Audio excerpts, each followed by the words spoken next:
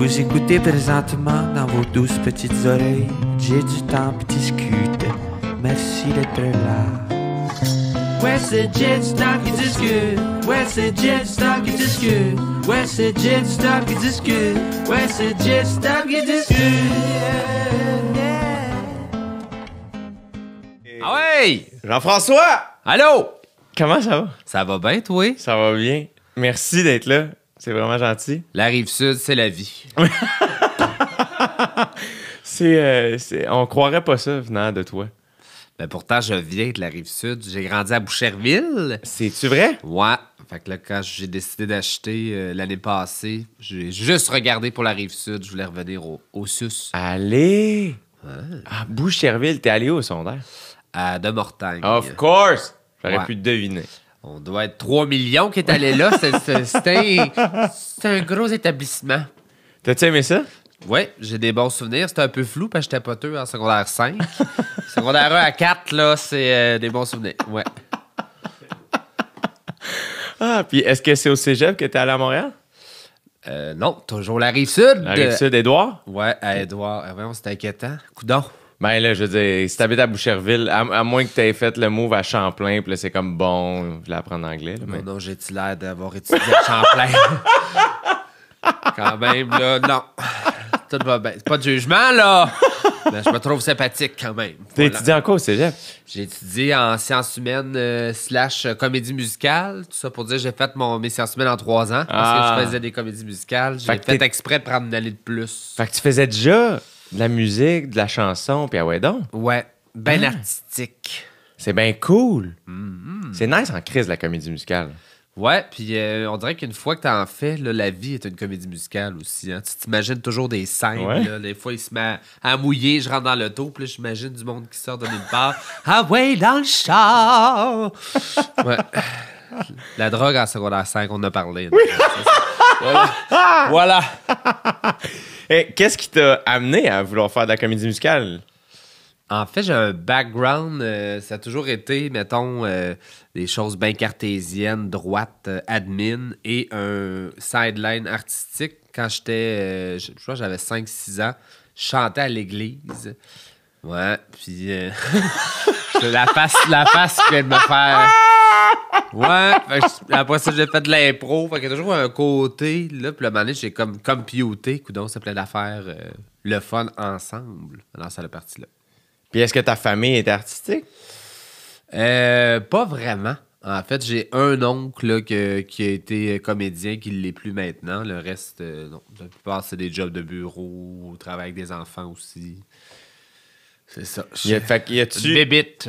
Puis qu'est-ce que, comme pour qu'à 15-16 ans, tu fasses, moi, je vais aller faire de la comédie musicale. T'avais-tu vu quelque chose que tu faisais, aïe, aïe, moi, je vais aller faire ça? Oui, j'étais... en fait, je suis allé à New York, le voyage... Ah, tu vois, je me rappelle de choses de secondaire 5. Yes! À New York. Parce que t'étais pas capable de traverser Louis. Ouais, c'est ça. Exact, c'est pour ça, le seul moment à jeun pour secondaire 5.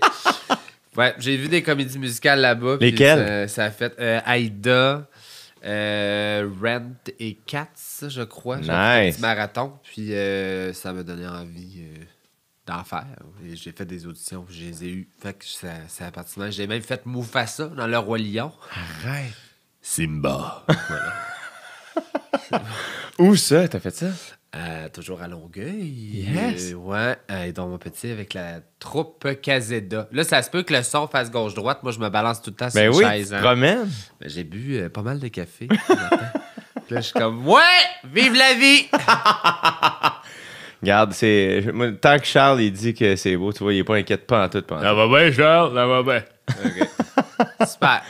Puis, est-ce que à cette époque-là, est-ce que t'assumais tout ça? Ou il y avait une partie de toi qui était comme... C'était-tu pas cool, genre? Ben, Puis là, je dis ça avec aucun jugement. Moi, je trouve ça très cool, personnellement. Mais j'essaie juste de me reporter de quelques années. ouais, il est tôt pas mal des longues questions, je trouve, hein? Ben, au cégep, tu sais, à Édouard-Montpetit, il y a beaucoup de gens qui étudient là. Il y a plein de programmes. Puis les troupes de comédie musicale, là, c'est comme interprogramme. N'importe qui peut le faire.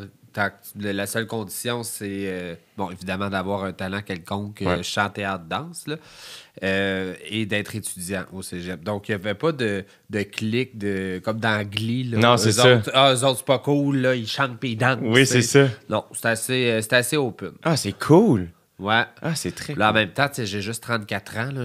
Non, c'est ça. Peut-être qu'il y a 30 ans, c'était pas comme ça. Là, c'était moins cool. Mais ça a bien été. Quand je l'ai fait dans les années début 2000, ça a bien été. C'est cool, ça. Te souviens-tu des shows que vous montiez? Nous avons fait Fame. Allez! Mais, plus tard, on parlera d'une anecdote de suppositoire sur Fame. Voilà. Plus tard? Plus tard, oui, plus tard. Il est un petit peu... tôt dans la conversation qu'on parle de suppositoire. Est-ce que tu veux que ce soit moi qui ramène le sujet ou tu y vas quand tu le souhaites? Écoute, à un moment donné, là, si tu sais plus quoi dire, tu dis suppositoire, je vais faire « Ah! » C'est une anecdote. Moi, j'en ai déjà eu besoin plusieurs fois. Moi, dès que je suis fatigué, la première fois qui passe, c'est la voix. Et à un moment donné, tout le monde se met à dire ça comme « Ah, ben, si t'as plus de voix puis t'as un show suppositoire. » Et ça fonctionne pas pour moi. Et j'ai essayé. Tu sais qu'il faut que tu des balles. Ah! Ah ouais, j'ai déjà fait un show. J'avais littéralement la voix de Marge Simpson. Ça cassait. C'était terrible. Rien à faire. On salue Béatrice. Voilà. On la salue. On la salue. Très certainement. Considère-toi salué. T'étais-tu un fan des Simpsons? Oui, puis ça s'est perdu. Je Ouais. pense que là, il y a trop de saisons. Je sais plus, j'étais rendu où. Mais tu sais, ça jouait le soir après l'école. Ouais. Là. J'étais bien assidu. Puis là, passe un autre appel. That's it. Les Là- Spice Girls, là, quelque chose de même. Ah, c'est que c'était bon. Spice World, là. Le film des Spice Girls.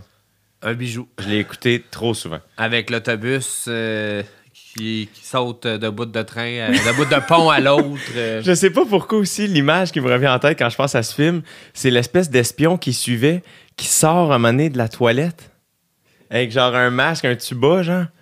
Puis il redescend. Puis j'ai repensé à ça adulte. Puis j'étais comme, ça se peut pas, tu sais. Ça se peut pas. Hey, écoute pas le film Gremlin, hein, ça remettra pas. Ça remettra pas. Puis est-ce que t'avais des... est-ce que t'étais...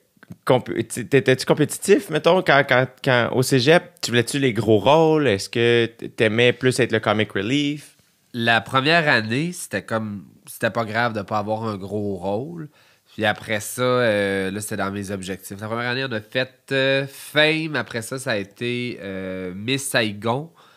Puis en fait, je sais pas si tout le monde fonctionne comme ça dans le milieu de la comédie musicale, mais j'écoutais toutes les chansons, puis j'étais là, celle-là, j'aurais envie de les chanter, puis c'est ce personnage-là que ça. Fait que là, je mettais plus d'énergie là-dedans dans l'audition. Puis là, j'ai eu le rôle que je voulais dans Miss Saigon. Général d'armée, oui. Voilà. Je te laisse avec cette image-là. Puis c'était quoi la tune que tu voulais chanter? Bouidoy. Hein, tu vas pouvoir taper Miss Saigon, Bouidoy.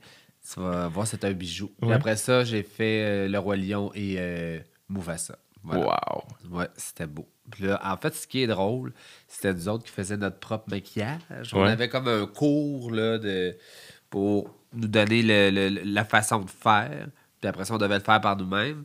Et moi, je faisais pas encore de drague à cette époque-là, mais j'avais l'air d'une drag queen en Lyon. Ça n'a pas de bon sens parce qu'il voulait pas me mettre de perruque, fait qu'il m'avait construit une espèce de colle autour de la tête en papier construction, un peu comme des guirlandes là, que tu mets un dans l'autre. Là. J'avais ça, puis je sais pas, le maquillage de lion dans ma face faisait vraiment drag queen. Fait qu'en plus, avec la grosse affaire qui bounçait en guirlande sur la tête, il n'y avait rien de chic. Puis là, à un moment donné, je suis comme supposé défendre le petit Simba contre les hyènes, puis faire un gros rare, mais je n'étais pas capable. Fait que c'était vraiment trop gay, là, finalement. J'arrivais, puis...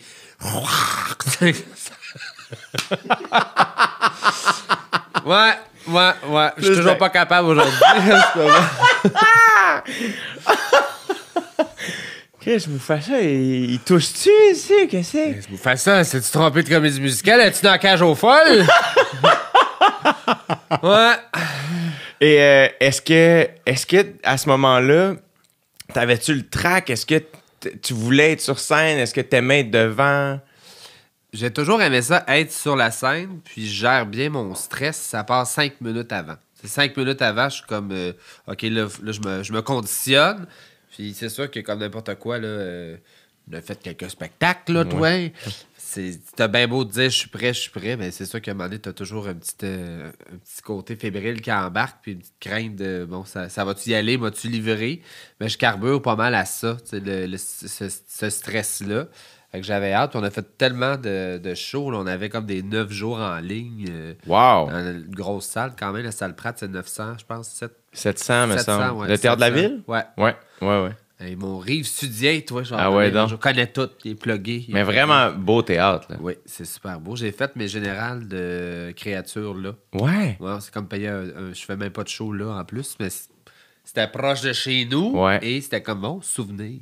C'est cool! Ouais. C'était-tu un peu émotif pour toi?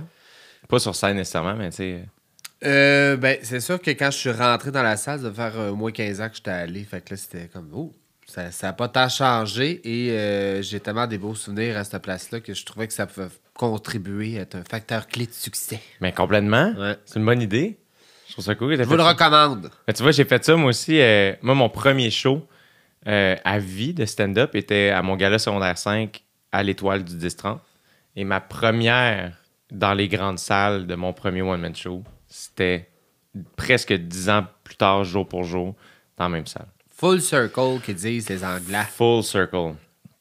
Full circle, c'était très cool. Puis là, ben, quand t'as fini ton cégep, Oui. t'as fait quoi? J'ai encore fait de la drogue. Non, c'est pas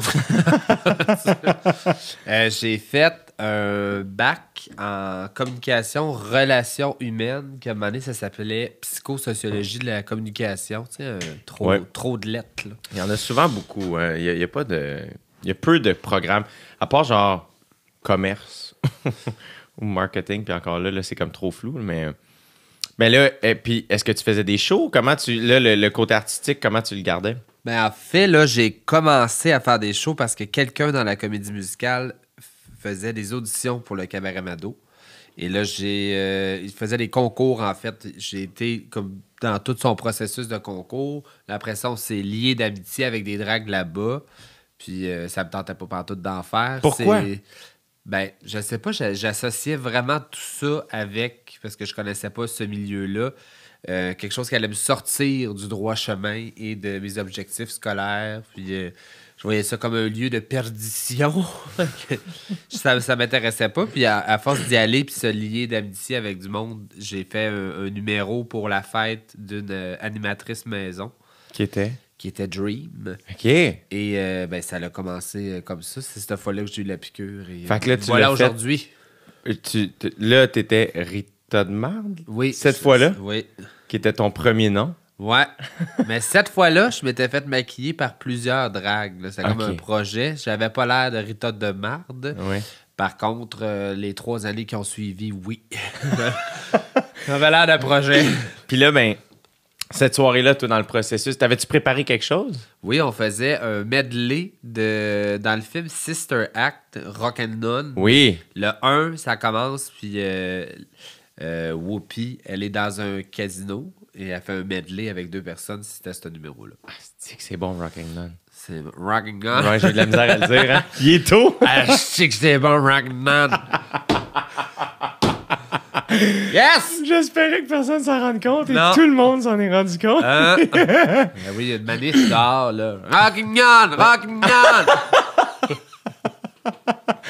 Et est-ce que ce soir-là, étais-tu nerveux?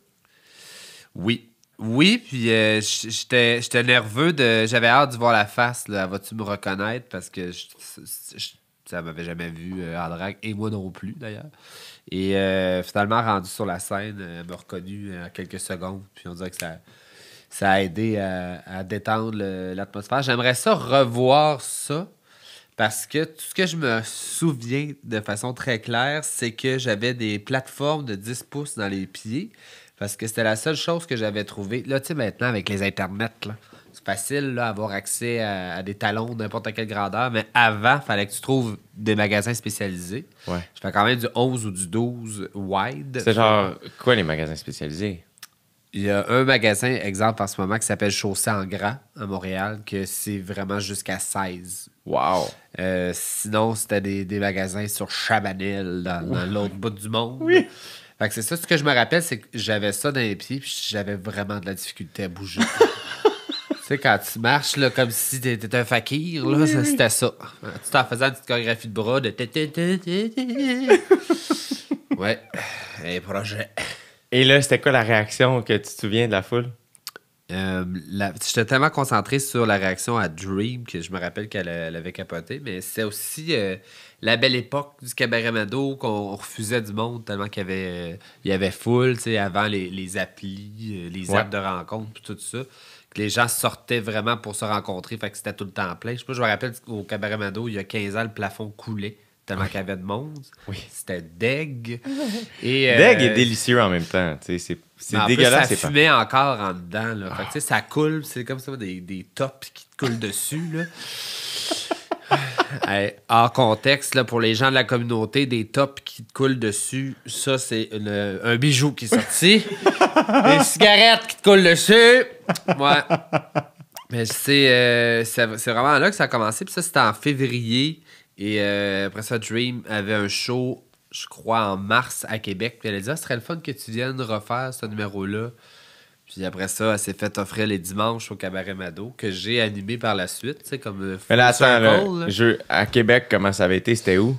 C'était au bar Le Drag. C'est drôle parce que vu que c'était souvent... ça fait longtemps que je n'ai pas été, là, mais quand j'allais au drag, je le disais... Je vais toujours dire oui pour revenir ici parce que c'est la première place qui m'a payé. Parce qu'au Cabaret Mado, c'était pour sa fête, fait que t'as pas payé. Mais quand Dream m'avait booké, là, j'avais eu un gros 25$, je pense. Yes! 25$. Puis, mais là, à ce moment-là, c'était-tu, je le fais juste parce que Dream m'invite ou, mais peut-être que j'aimerais ça, faire ça de temps en temps? Ben, j'explorais un peu, mais c'était, tu sais, j'avais eu du fun assez pour me dire, je vais le refaire. Je vais le refaire. Je me rappelle, là, j'avais dit ça à ma mère, je m'en vais à Québec, nanana. Je vais faire un numéro avec mes amis drag queen, nanana. Puis elle avait pas aimé ça, là. Comment ça? Est-ce que tu vas commencer à te travestir, Jean-François? Là, j'étais là, ben là, c'est juste pour le fun, là. Tu m'avais dit que t'en faisais pas, toi, des spectacles de drag queen. Je vous rassure, là, depuis le temps, c'est fait à l'idée, là, quand même. Mais sur le coup, je me rappelle, elle n'avait pas aimé ça. Là. Ben maintenant aussi, t'inquiète. J'imagine que tu as expliqué la distinction. Là. Oui, elle comprend toute la différence entre une drag queen, un travesti, une personne trans. Elle peut l'expliquer même, là. Ça, tout va bien. Oui. Tout va bien. Est-ce que toi, au départ, ce qui t'attirait pas, est-ce que tu avais peur d'être mal étiqueté? J'avais surtout peur de tomber dans le vice. Parce que je me disais, dans les drags que je connais, il y en a des tranquilles, mais il y en a beaucoup. C'est ça leur job. Ils travaillent de nuit. Ils travaillent derrière le bar. Ils font le party. J'avais peur que ça nuise, là. Et puis j'avais un train de vie de... J'habitais à Montréal, proche de Crémazie. J'étudiais à Longueuil et je travaillais au couche-tard à Boucherville. Puis j'avais pas d'auto. Donc je faisais tout ça en autobus. Mes journées, ça ressemblait à être dans l'autobus. Donc là, quand j'ai commencé à faire des shows, je rajoutais ça dans l'horaire. Là. Fait que je revenais chez nous, il était 1h45, 2h avec l'autobus de nuit sur Saint-Denis. Puis après ça, je me levais à 6h30 parce que je travaillais à 8h à Boucherville. Puis là, j'avais des cours l'après-midi. C'était dégueulasse! Si, boire! Dégueulasse! C'était intense! C'est pour ça que ça me dérange plus de me lever pour faire des podcasts le matin, tu comprends-tu? Drainé raide. Mais il y a quelque chose de beau, par exemple, de tu sais, parce que maintenant, je veux dire, Rita Baga est connue, puis mais c'est comme beau de savoir que Asti, elle revenait d'un boss de nuit, puis il y avait une espèce de struggle qui a été... D'humilité. Oui. Beaucoup d'humilité. Ben, je m'en cache pas non plus. Là. Souvent, je me fais pas... Je me rends compte que là, mettons, au niveau de l'image publique, c'est en train de changer, puis là, dans les questions que les gens me posent. Puis Puis récemment, on me posait des questions sur mon primaire, mon secondaire, puis je donnais des réponses, puis les gens étaient surpris. Je disais, ben, c'est quoi vous pensiez, tu sais? On pensait que tu allais à l'école privée. Là. Je dis, mon Dieu, je dégage la péteuse maintenant, c'est quoi? Moi, je suis assez... il me semble que je suis assez là, tu sais, je sais pas. Puis, ben, écoute, si ça peut faire plaisir à des gens de savoir, j'ai pris l'autobus de nuit très longtemps, puis j'ai mangé du craft dinner. Et j'étais dans une époque où je faisais un choix, du pain ou un paquet de cigarettes. Je vais y aller avec le paquet de cigarettes. Ouais, dans ce temps-là, je fumais. Ouais, fait que souvent, je fumais le pain, comprends-tu? Puis là, à quel moment, là, tu fais le show à Québec, là, c'est le fun. Hey, c'est-tu comme ma biographie qu'on fait aujourd'hui? Je sais pas, ça donne qu'on jase un peu de ça. Là, on n'est Ok. pas obligé. J'avais pas prévu faire l'histoire de ta vie, mais on est parti, ça arrive sud. On est parti. On C'est est là. ça, c'est parce qu'on se sent en terre d'accueil. On sent bien, là. Hein? Mais à quel moment t'as fait, OK, là, je fais ça les dimanches maintenant, tu sais, ou du moins, tu sais, à quel moment le switch s'est fait de, OK, là, je fais ça prudemment en gardant le... Ben, juste pour, mettons, boucler la boucle sur le commencement, la fête à Dream, Québec, là, après Québec, Dream se fait offrir les dimanches. Elle me demande de faire sa première, mais là, cette fois-ci, toute seule, parce que le truc de Sister Act, on était 3.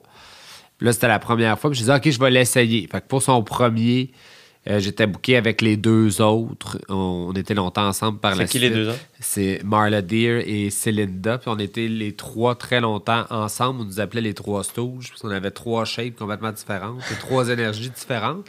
Et on a été booké là pour le premier dimanche. T'as fait quoi? J'ai fait milkshake de Kellis. Yes! En me sortant un milkshake de la brassière puis en me le versant dessus. Puis j'avais toujours un problème de talon, fait que j'étais en running shoe et en petite robe que j'avais acheté au Village des Valeurs. Ah, c'est drôle. Un bijou. Je crois qu'il est encore sur YouTube d'ailleurs. Ah! Ouais. Et j'ai fait le soul d'Isabelle Boulay qui est devenu numéro classique parce que je l'ai refait, mais je suis habillé en soul et je mime tout ce qu'elle dit dans la toune. La belle époque. Voilà. Puis ce soir-là, Mado était dans la salle, puis elle nous a vus les 3 ensemble, puis elle a dit « Hey, je suis capable sous votre énergie. Je cherche quelque chose pour cet été. J'aurais envie d'avoir des club kids ou des gens qui font de l'animation sans faire le show dans la salle. » là. Alors, tout cet été-là, j'ai été payé pour être dans la salle et boire et danser avec le public. Fait que là, ça a été un été à juste prendre de l'expérience comme drague, mais sans faire de scène. Puis après ça, les shows sont arrivés, puis c'est comme ça que ça a débuté. Puis c'est ça qui m'avait changé d'idée aussi, à force d'être là tout l'été. Puis voir ça. Mais dès la première fois, là, les éléments se sont connectés, puis ça a fait « Ah! C'est comme une comédie musicale oui, à temps ça. plein, ça! » C'est ça. Ouais. Fait que c'est tout plein d'affaires que j'aimais. Puis j'étais tellement dans la mauvaise image de c'est quoi que je tassais ça, je balayais ça du revers de la main un peu, là, moi je fais pas ça. Est-ce que ça a fait en sorte, le fait que tu avais cette perception-là au départ, est-ce que ça a fait en sorte qu'une fois que tu t'es mis à faire du drag comme à temps plein, tu étais particulièrement comme une bonne porte-parole puisque tu pouvais comprendre les gens qui avaient une mauvaise perception de ça? Ben, je crois que, à quelque part, quand les gens me disent « Ah, tu m'as fait changer d'idée, nanana », c'est sûr que je tombe dans l'empathie facilement parce que j'étais comme ben been there. Là. Je pensais la même chose que toi. Puis en même temps,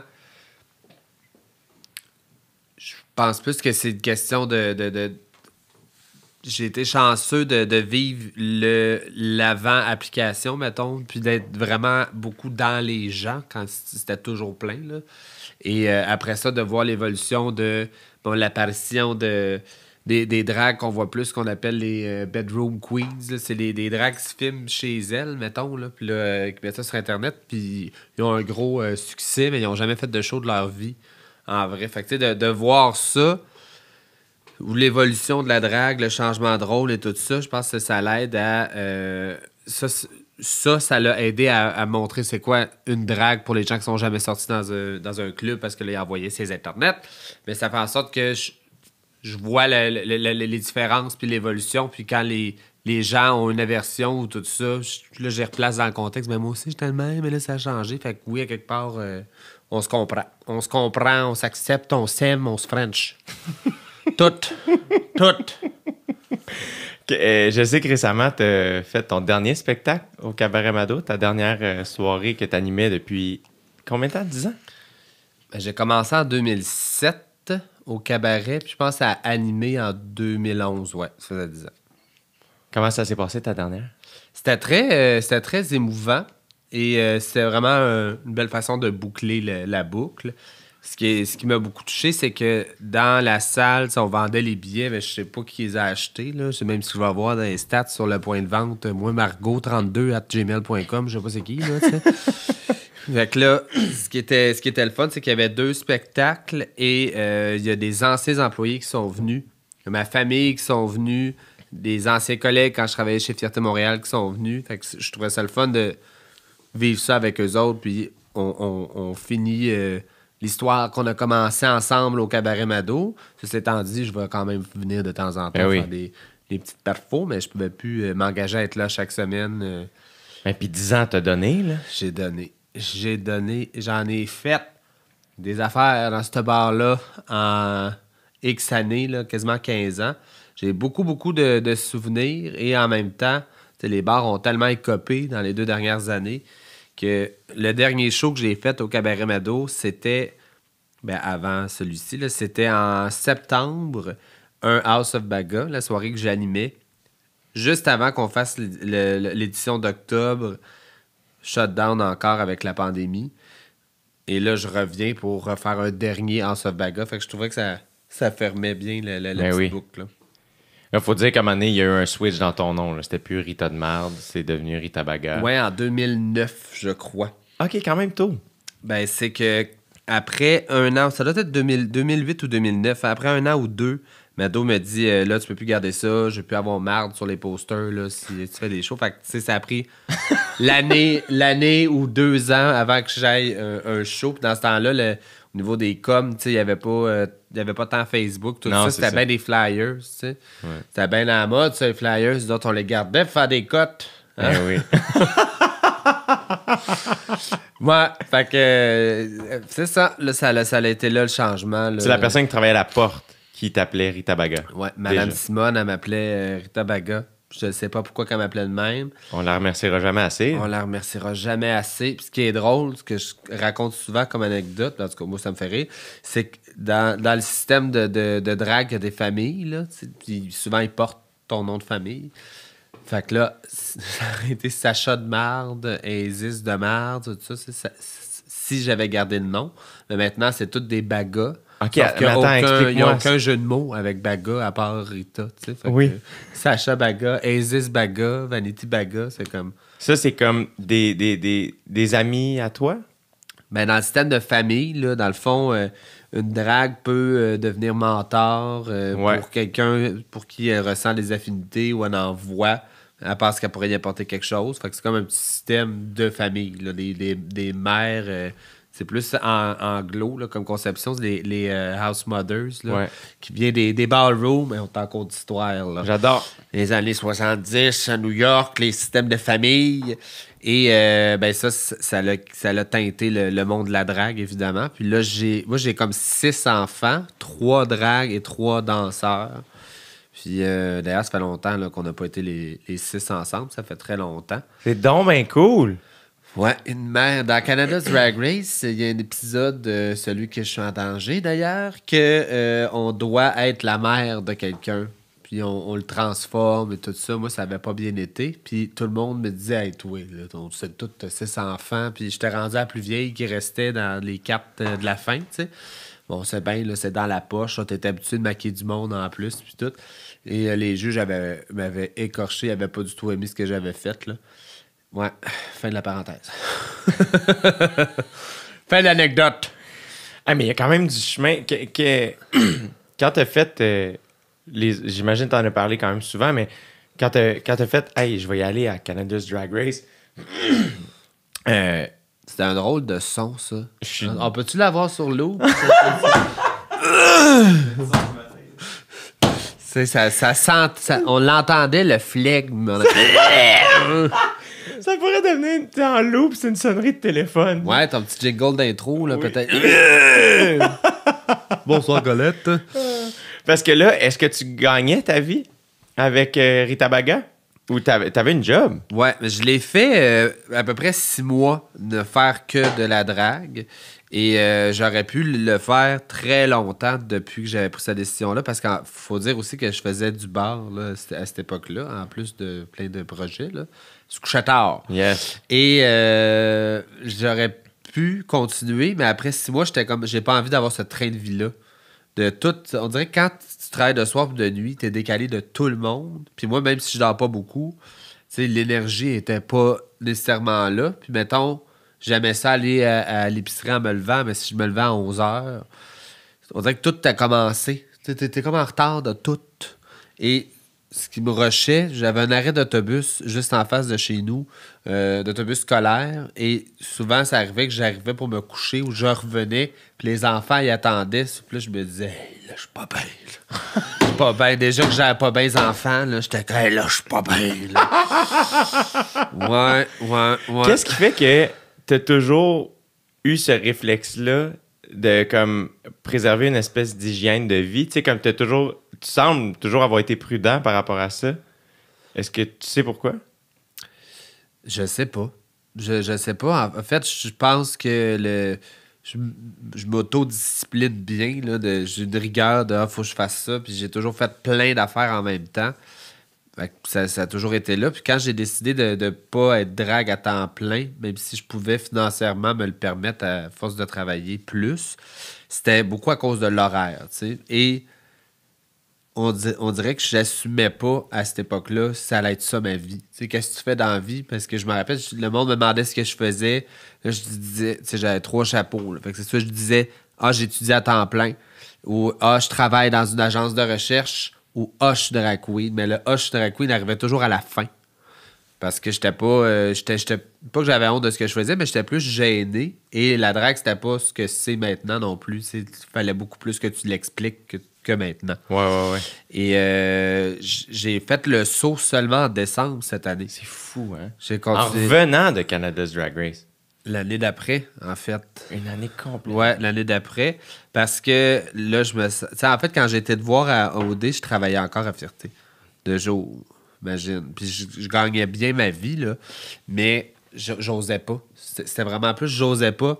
Je me disais, est-ce que je vais être capable de vivre avec ce stress-là aussi? Depuis avant moi, ça faisait 7 ans là, que je travaillais pour un festival. J'avais un poste de gestion. Mes affaires étaient toutes setées. Puis là, c'est comme, j'enlève tout ça pour sauter un peu dans le vide, de dire que ma valeur comme artiste, elle est assez élevée pour que je sois confortable avec cette décision-là. Puis c'est vraiment en décembre que ça s'est terminé. En fait, en octobre, j'ai eu un flash. Bon, là, je pense que... Tu sais, dans la vie, je le dis souvent aux gens qui... Tu sais, j'ai fait des ressources humaines longtemps aussi, sans blague, et je me faisais T'aimais souvent... ça? Oui, j'adorais ça. Ben, je pense que oui, mais je suis un peu intimidant des fois. Fait que ça, je me le faisais dire. Ouais, parce que j'ai une face neutre vers le négatif. C'est pas neutre vers le positif, on comprend? Fait que ça faisait peur un peu. Mais bref, je dis souvent aux gens qu'on a 100% d'énergie dans la vie. Et si tu mets 40% sur ce projet-là, 30% sur ce projet-là, 30% là, ben t'es jamais à 100% sur quelque chose. Fait que quand tu décides de tout lâcher, ben c'est parce que tu veux mettre ton 100% là-dessus. Puis là, à ce moment-là, en octobre, je me sentais prêt, puis je me disais, tu sais, là, je commence à être de plus en plus présent. Là, j'avais les 4 juillet, j'avais fait l'audition, je l'ai eu. J'étais comme, OK, là, j'ai ça. Là, j'ai encore ma job au cabaret. Ça, c'était avant qu'on retourne en confinement de bar. Je dis, OK, je me lance. Puis la même journée, là, ça a l'air arrangé, mais c'est vrai. La même journée que j'étais sur un Zoom avec mes collègues pour leur annoncer que j'allais quitter en décembre, ça allait terminer 15 minutes plus tard. Ils m'ont appelé pour confirmer Big Brother. Même journée, 15 minutes plus tard. Fait que, tu sais, comme dirait ma mère, là...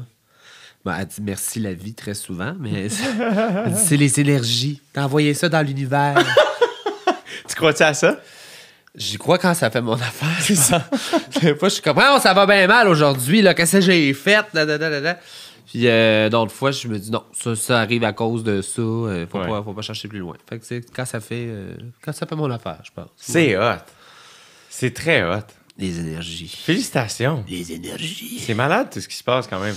C'est très le fun. Chaque jour est une journée de découverte et de... Là, j'ai d'autres... Je t'en parlerai off micro. Ouais.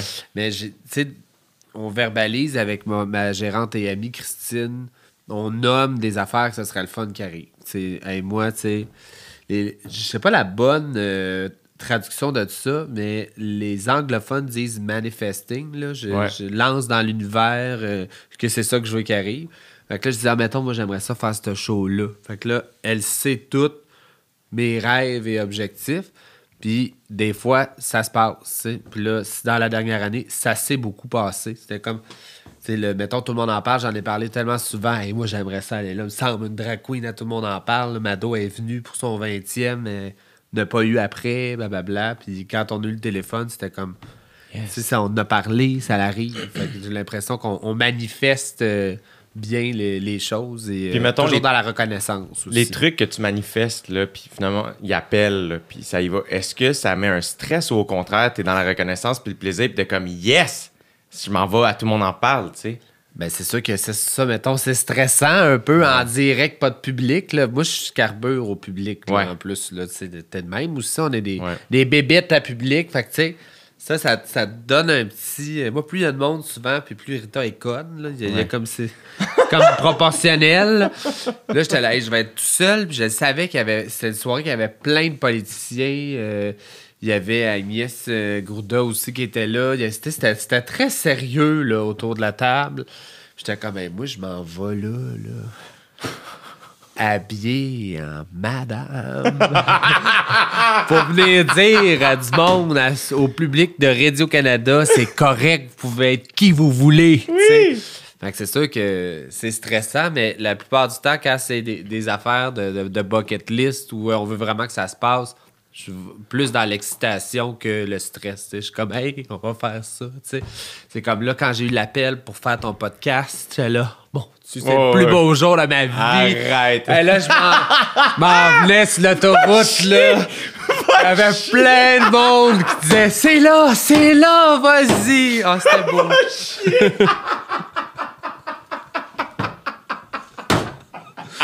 Je me laisserai pas parler de même, Jérémy.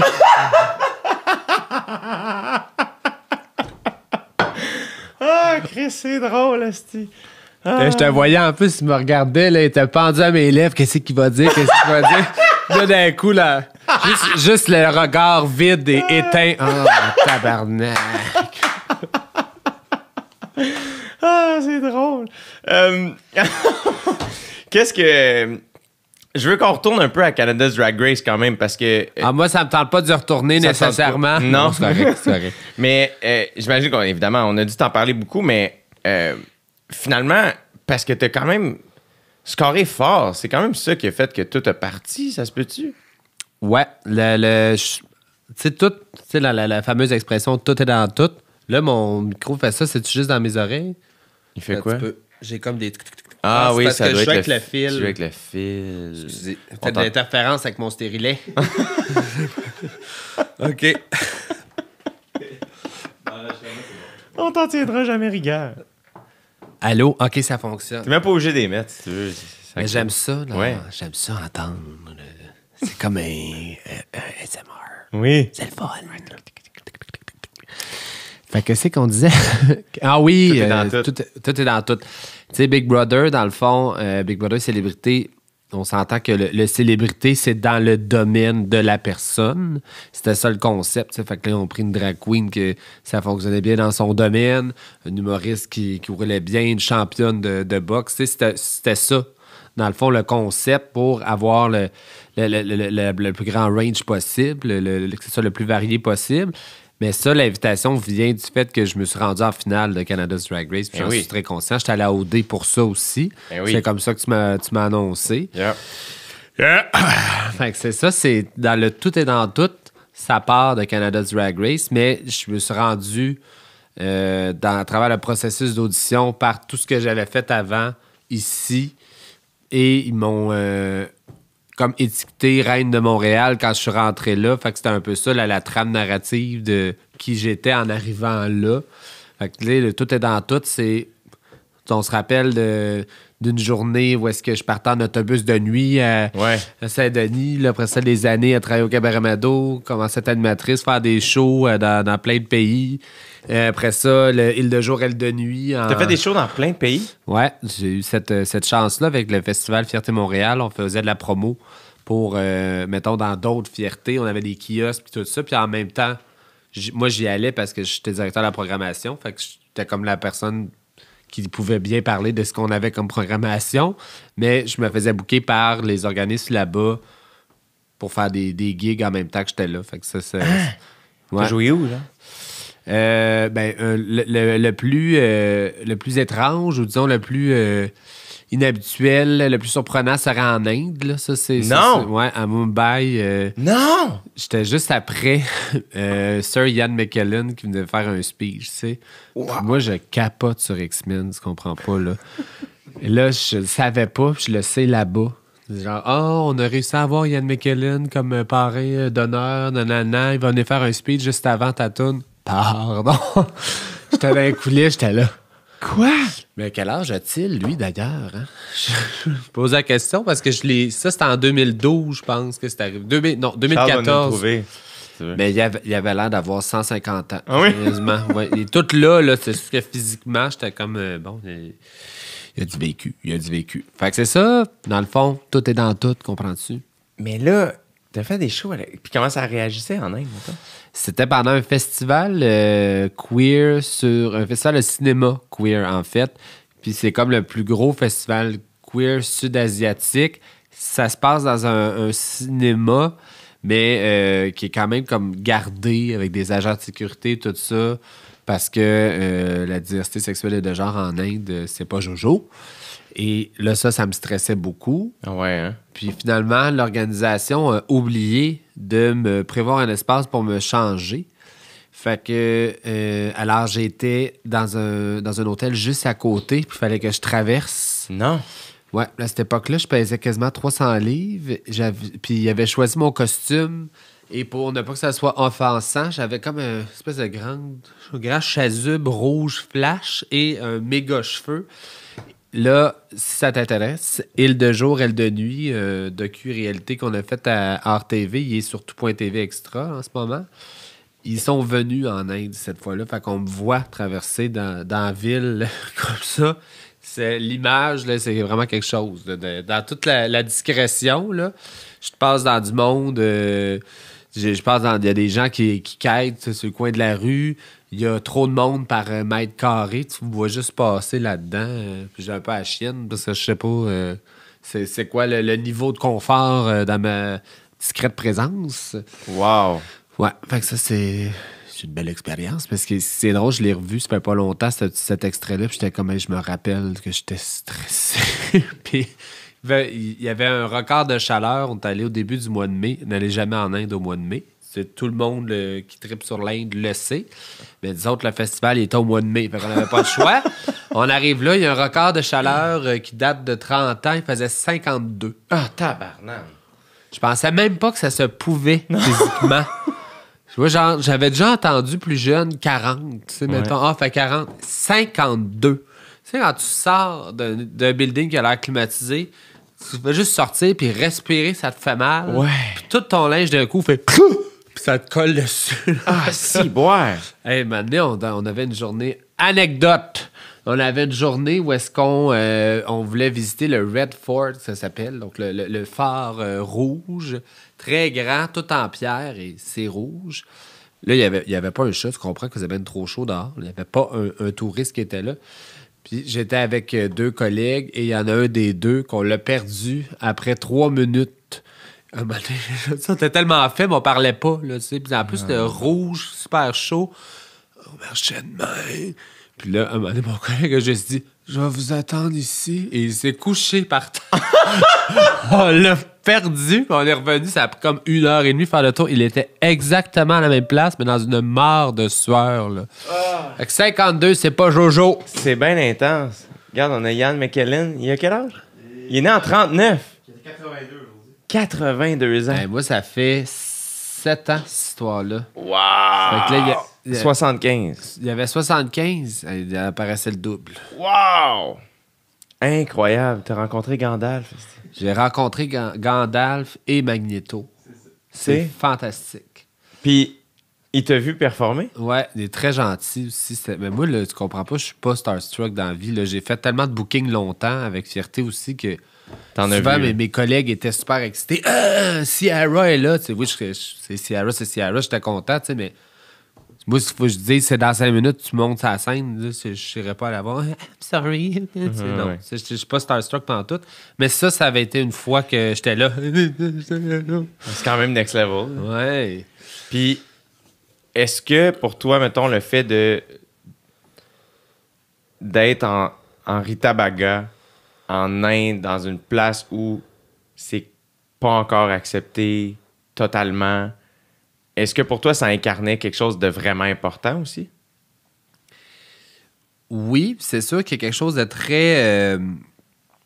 très conflictuel dans tout ça parce que, tu sais, moi, j'arrive là avec ma peur, mes insécurités, puis je suis comme, oh mon Dieu, j'espère que ça va être correct. Mais, tu sais, moi, en tant que drag queen blanche qui s'en va là, qui a peur, tu sais, j'ai quand même ce privilège-là d'y aller, de faire mon show, puis que ça passe bien parce que j'ai pas l'air local non plus. Tu sais, j'ai l'air de quelqu'un qui est invité, mais quelqu'un qui habite en Inde, c'est beaucoup plus difficile pour cette personne-là d'être drague ou même juste être dans la diversité sexuelle et de genre. Fait que c'est sûr que tu as ça en tête. Puis là, je pense qu'à cette époque-là, je l'avais peut-être moins. Là. J'étais surtout sur le coup. Moi, j'étais plus comme, hey, je vais en faire un show, ça va être le fun. Puis après ça, finalement, il faut que tu passes dans la ville. Là. Ça, c'est un stress. Mais j'ai une petite affaire drôle, si tu veux savoir, qui est arrivée. Ça me fait vraiment rire. T'sais, on se rappelle que je fais 6 pieds 2, donc 6 et 7 en talons et plus 3 pouces. Je fais à peu près, c'est un projet de 7 pieds, comprends-tu? C'est un projet de 7 pieds, tout rouge flash. Là, quand ça a fini la soirée, moi, je suis resté avec un organisateur et la gang de Île de jour et de nuit, il y était 2 qui étaient venus filmer. Fait que je suis resté avec eux autres. Puis mes 2 collègues sont partis. Et ils sont partis en taxi, puis on s'est dit, on se rejoint à l'hôtel. Quand ils sont arrivés dans le taxi, le chauffeur leur a dit I just saw the most beautiful woman in the world. She's very tall. Nanana, en parlant de moi. Puis là, les autres étaient crampés, ils savaient que c'était de moi. Oui. La description était assez précise. Puis on dit, oh yeah, she's a very famous Canadian actress. Là, ils n'ont pas arrêté d'en mettre. Et là, je m'en vais. Après ça, je me démaquille, je m'en vais. Là, je rentre dans un taxi. Et là, le chauffeur me dit I just saw a very famous Canadian actress. C'est le même chauffeur. Ça se peut pas. Ça ne se peut pas. Puis là, il en mettait. Puis j'étais comme do you know that? Nanana, que she's a very famous. Oh, 2 guys told me. Nanana. Là, je catch que c'était 2 autres. Ça se peut pas. Ça se peut pas, cette histoire-là. Ça se peut pas. Mais tout ça pour dire que j'ai pas fini avec le chauffeur de taxi. Là, je vous rassure. T'as fini avec Yann? Yann. Ah! Ian. Excuse-moi. Ian. J'étais là, Yann. C'est Yann. C'est le seul Yann qui me venait en tête, c'est l'auteur à Guillaume Pinot. Genre, j'étais comme... Yann Milado! J'étais comme, pourquoi j'aurais fini avec Yann? Ah, mais il est fin, Yann. Ce serait un bon parti. Mais Ian, excuse-moi, je l'ai dit. Ian. Ouais, c'est comme une voiture sur l'autoroute. Oui, c'est ça. Comment t'as commencé à travailler avec Fierté? Quand j'ai commencé ma maîtrise en gestion / développement du tourisme, Toi, t'as étudié longtemps. j'ai étudié longtemps. Mais je voulais faire un mémoire sur les destinations touristiques accueillantes. Genre, mon but, là, c'était de faire une espèce d'ouvrage de comment une destination peut être queer-friendly. Tu C'était ça que je voulais faire. Puis là, remets-nous en contexte. En quelle année, ça, quand même? Là? Je crois que c'est 2011. 2011 à 2014. Non, pas vrai. 2014 à 2017, j'ai fait ça. Ouais, 2014. Puis là, en 2014, mon directeur de recherche me dit, ben, si tu veux faire ça sur le tourisme queer-friendly, va rencontrer du monde qui organise des événements touristiques queer à Montréal. Fait que là, j'écris. Je connaissais Jean-Sébastien, un des deux co-directeurs de l'époque.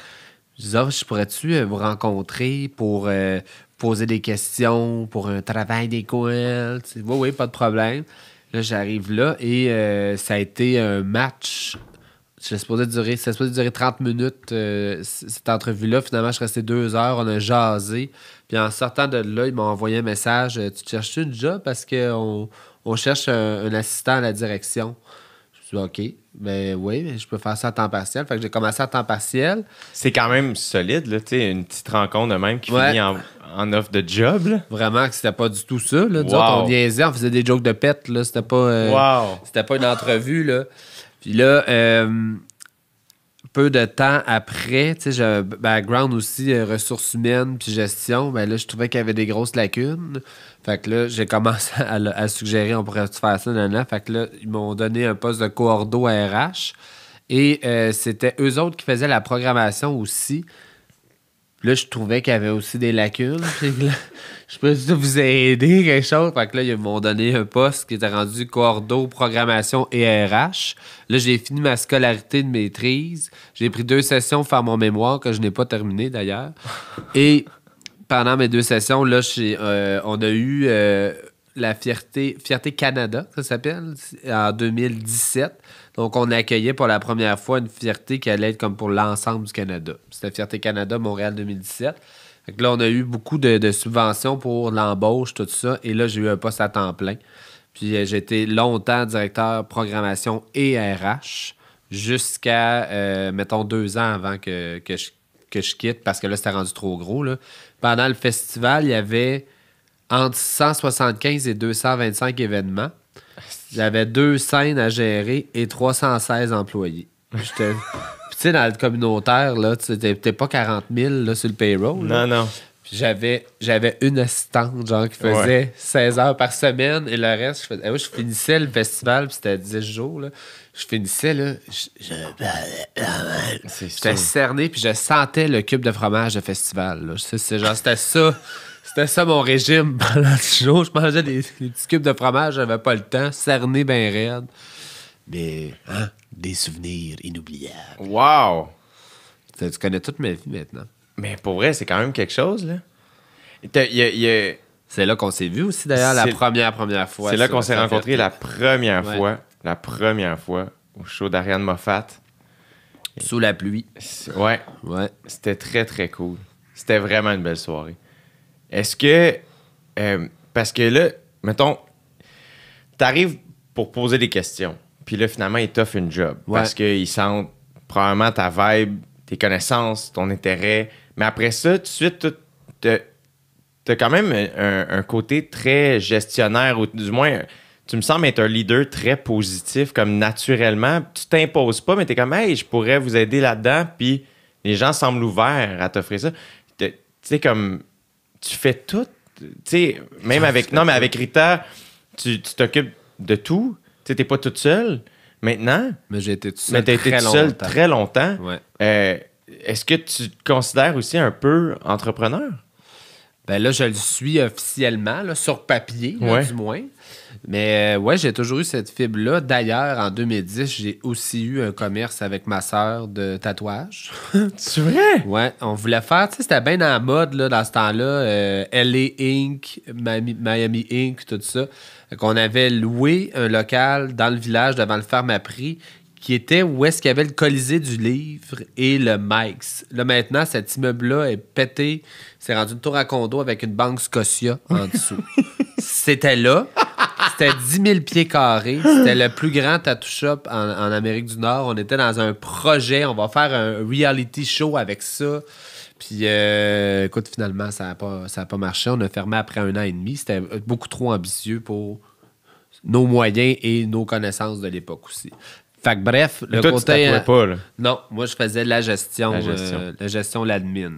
Fait que ça, c'était en 2010, mais sinon, tout ça, ça m'a aidé aussi à travers ma carrière professionnelle de gestion, mais pour Rita aussi, à gérer ses trucs.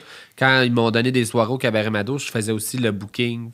Et là, j'aimais pas le système de booking de l'époque. Fait que là, j'ai proposé quelque chose qu'ils utilisent encore aujourd'hui, qui était, au lieu d'aller toujours vers les mêmes artistes, je suggérais des thèmes, puis je demandais aux artistes de faire leur pitch. Fait que là, avec ça, ça laissait plus d'opportunités.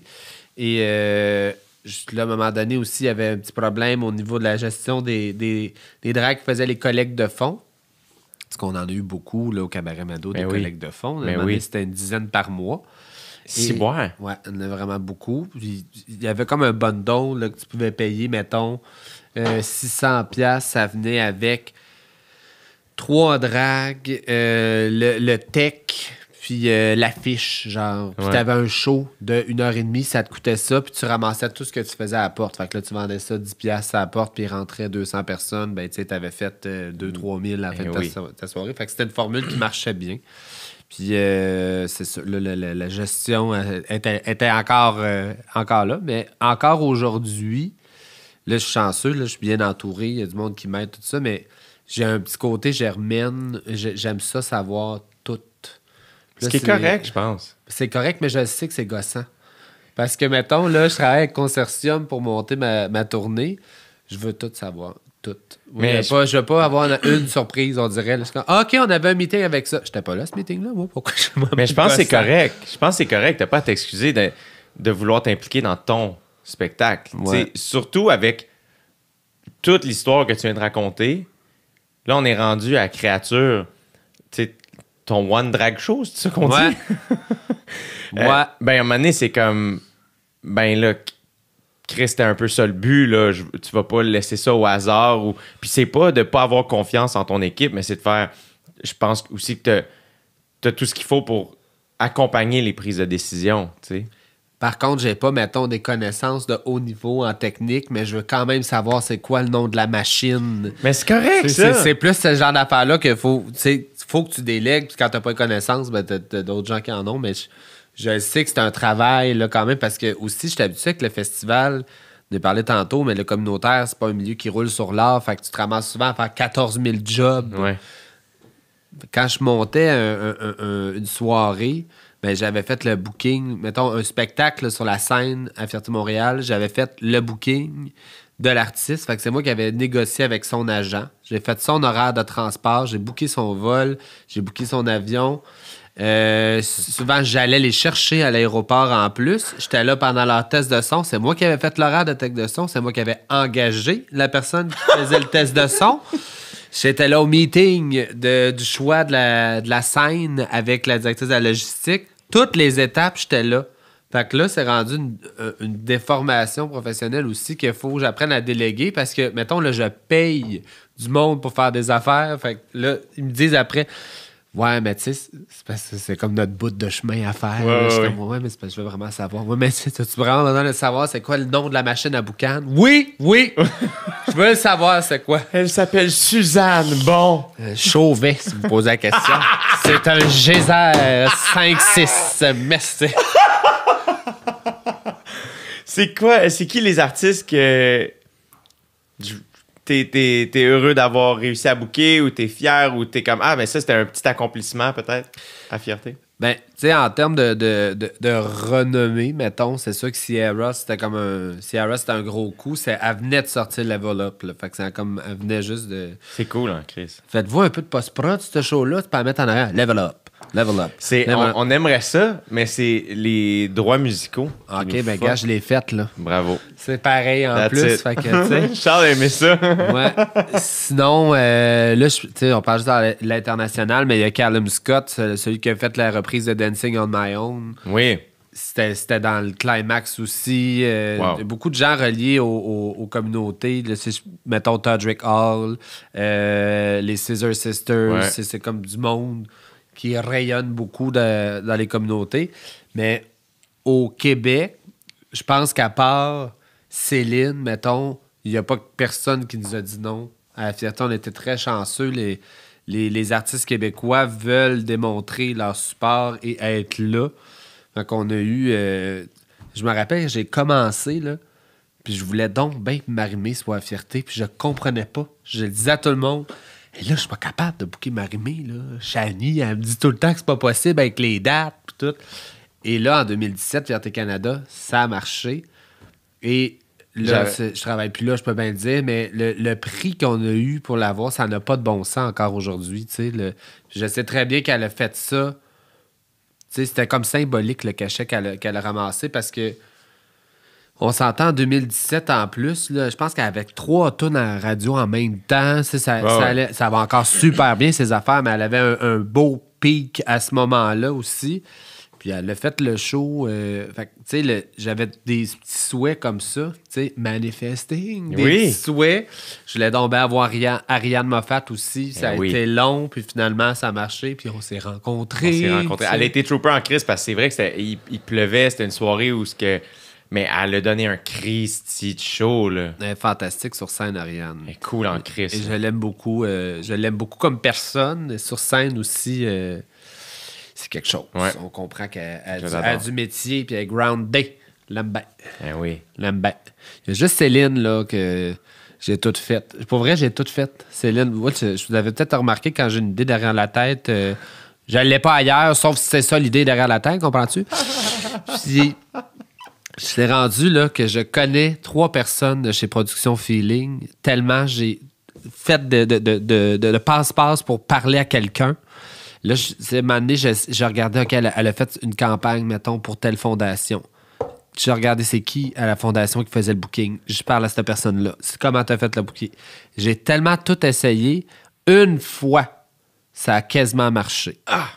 Quasiment. Parce qu'elle était en show au Centre Bell. Elle faisait 3 dates pendant le festival, puis elle avait 2 journées. Puis on était là, hey, man, viens pas chanter, là, au pire, t'as ton show au Centre Bell, viens remettre un trophée, rentre sa scène, fais schling-schlang avec un drapeau arc-en-ciel. Ah oui. Puis, tu vois, ça n'a pas marché, mais on a eu la vidéo qu'elle fait schling-schlang avec un drapeau arc-en-ciel qui est devenu un gif après viral, là, quand elle met le drapeau parce qu'elle fait une cape avec, là. Mais c'était pour la Fierté 2017. Fait que là, mais encore aujourd'hui, c'est des employés qui sont là depuis des années chez Production Feeling. J'ai l'impression qu'elle est beaucoup dans le caring puis garder son monde longtemps, ou du moins son équipe. Là. Ça garde rapproché. Je les connais encore, là. Ils sont là. Fait que, en tout cas, je dis ça de même, mais j'ai personne qui fait ma première partie, Céline, là, pour Créature. Je suis prête. Est-ce que tu réalises tout ce que toi, t'as fait pour la communauté? Parce que, tu sais, là, tu parles de différentes personnes, tu sais, mais là, tu l'as fait longtemps dans l'ombre, je vais dire, là, en gros guillemets ici, parce que t'étais pas tant dans l'ombre chez Mado, tu sais, au contraire. Mais là, mettons, tu fais partie des artistes qui fait rayonner la communauté. Ben, je pense que j'ai contribué, c'est sûr. Puis en même temps, moi, j'aimais beaucoup ce que je faisais et être impliqué, participer à des collectes de fonds, tout ça, ça a toujours été dans mon ADN. Puis j'étais le genre de gars au secondaire qui était dans tous les maudits comités. Là. J'étais dans tout. Je voulais donc être impliqué, donner du temps. Je voulais faire mon stage humanitaire en secondaire 5. Après ça, je suis devenu full granole au cégep. Ouais, là, tantôt, j'ai dit secondaire 5, c'est flou, mais c'est plus la période comédie musicale. J'étais bien hippie, puis je fumais des battes sur la montagne en face de Tim Hortons, je me chamblais. Oui! Ouais. Maintenant, d'ailleurs, je suis plus capable de fumer du pot. Là. On en reparlera si tu veux, mais moi, je suis plus capable. Je prends une puff, je suis gelé pendant 3 jours. Fait que oui, hein? Je suis plus capable. La drogue, là, pas capable.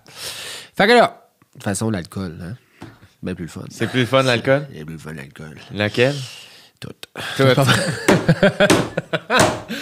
Des petites préférences quand même, là, des bulles, du fireball, les choses de même.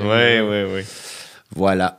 Fait que là, qu'est-ce qu'on jasait? Ah oui, ben là, participer, faire des événements. Oui. Fait que, ben, je trouve, tu sais, j'aimais ça, ce que je faisais, parce qu'en plus, c'était une combinaison parfaite dans ma tête de je fais de la gestion, mais je suis dans l'artistique et dans le communautaire en même temps, tu sais. Fait que j'étais bien là, puis c'est pour ça que ça ça me dérangeait pas de faire ce job-là. Tu sais, la même job que je faisais, mettons, à Juste pour rire, était probablement payé 3 fois plus cher parce que c'était pas dans le communautaire, tu sais.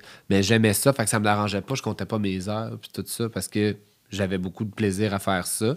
Fait que je pense que j'ai fait une contribution, mais en 7 ans, là, j'ai travaillé avec presque tous les organismes de la diversité sexuelle et de genre à Montréal. Puis moi, j'avais quelque chose, j'avais une job le fun, puis j'avais un pas pire budget de programmation, tout ça. Fait que j'avais du leverage quand même. Je pouvais faire des affaires, mais les organismes communautaires, là, sont très serrés dans leur budget. Ils n'ont pas de moyens. Ils fonctionnent avec beaucoup de bénévoles. C'est difficile. Puis, tu sais, gérer une organisation qu'avec des gens bénévoles, c'est pas le même feeling, là, dans le sens que quand t'as pas à te rapporter à quelqu'un parce que t'as pas de lien hiérarchique d'employabilité tout ça, ben, s'il va de bon cœur, tu chicanes pas quelqu'un qui est pas rentré, qui est un bénévole là, qui fait ça gratuitement. Fait que c'est sûr que c'est plus difficile. Fait que, je pense que j'ai une contribution, mais je suis très au courant que j'avais comme une position le fun, tout ça, et que des gens que ça fait des années qui travaillent pour un organisme qui n'a vraiment pas de budget puis qui ils se font suite la journée. Fait que légère contribution, mais je veux rien enlever à les gens qui travaillent tout le temps et encore aujourd'hui. Là. En plus, dans le milieu communautaire, ça joue rough, là, ça chicane pour les subventions puis tout ça. Fait que c'est pas évident. Pas évident. Mais est-ce que tu as observé quand même une avancée dans la démocratisation de tout ça, dans les droits, dans le vocabulaire? Ben, c'est sûr, même si je pouvais parler, mettons, au Jean-François de 2007 qui a commencé à faire de la drague, ou à Rita en 2007, pas à la même place, pas en tout, là, dans les connaissances du milieu, des communautés, plein d'affaires j'ai faites quand j'ai commencé qui ne passeraient pas aujourd'hui, puis je suis très au courant de ça, tu sais, je m'en cache pas non plus, parce qu'on apprend.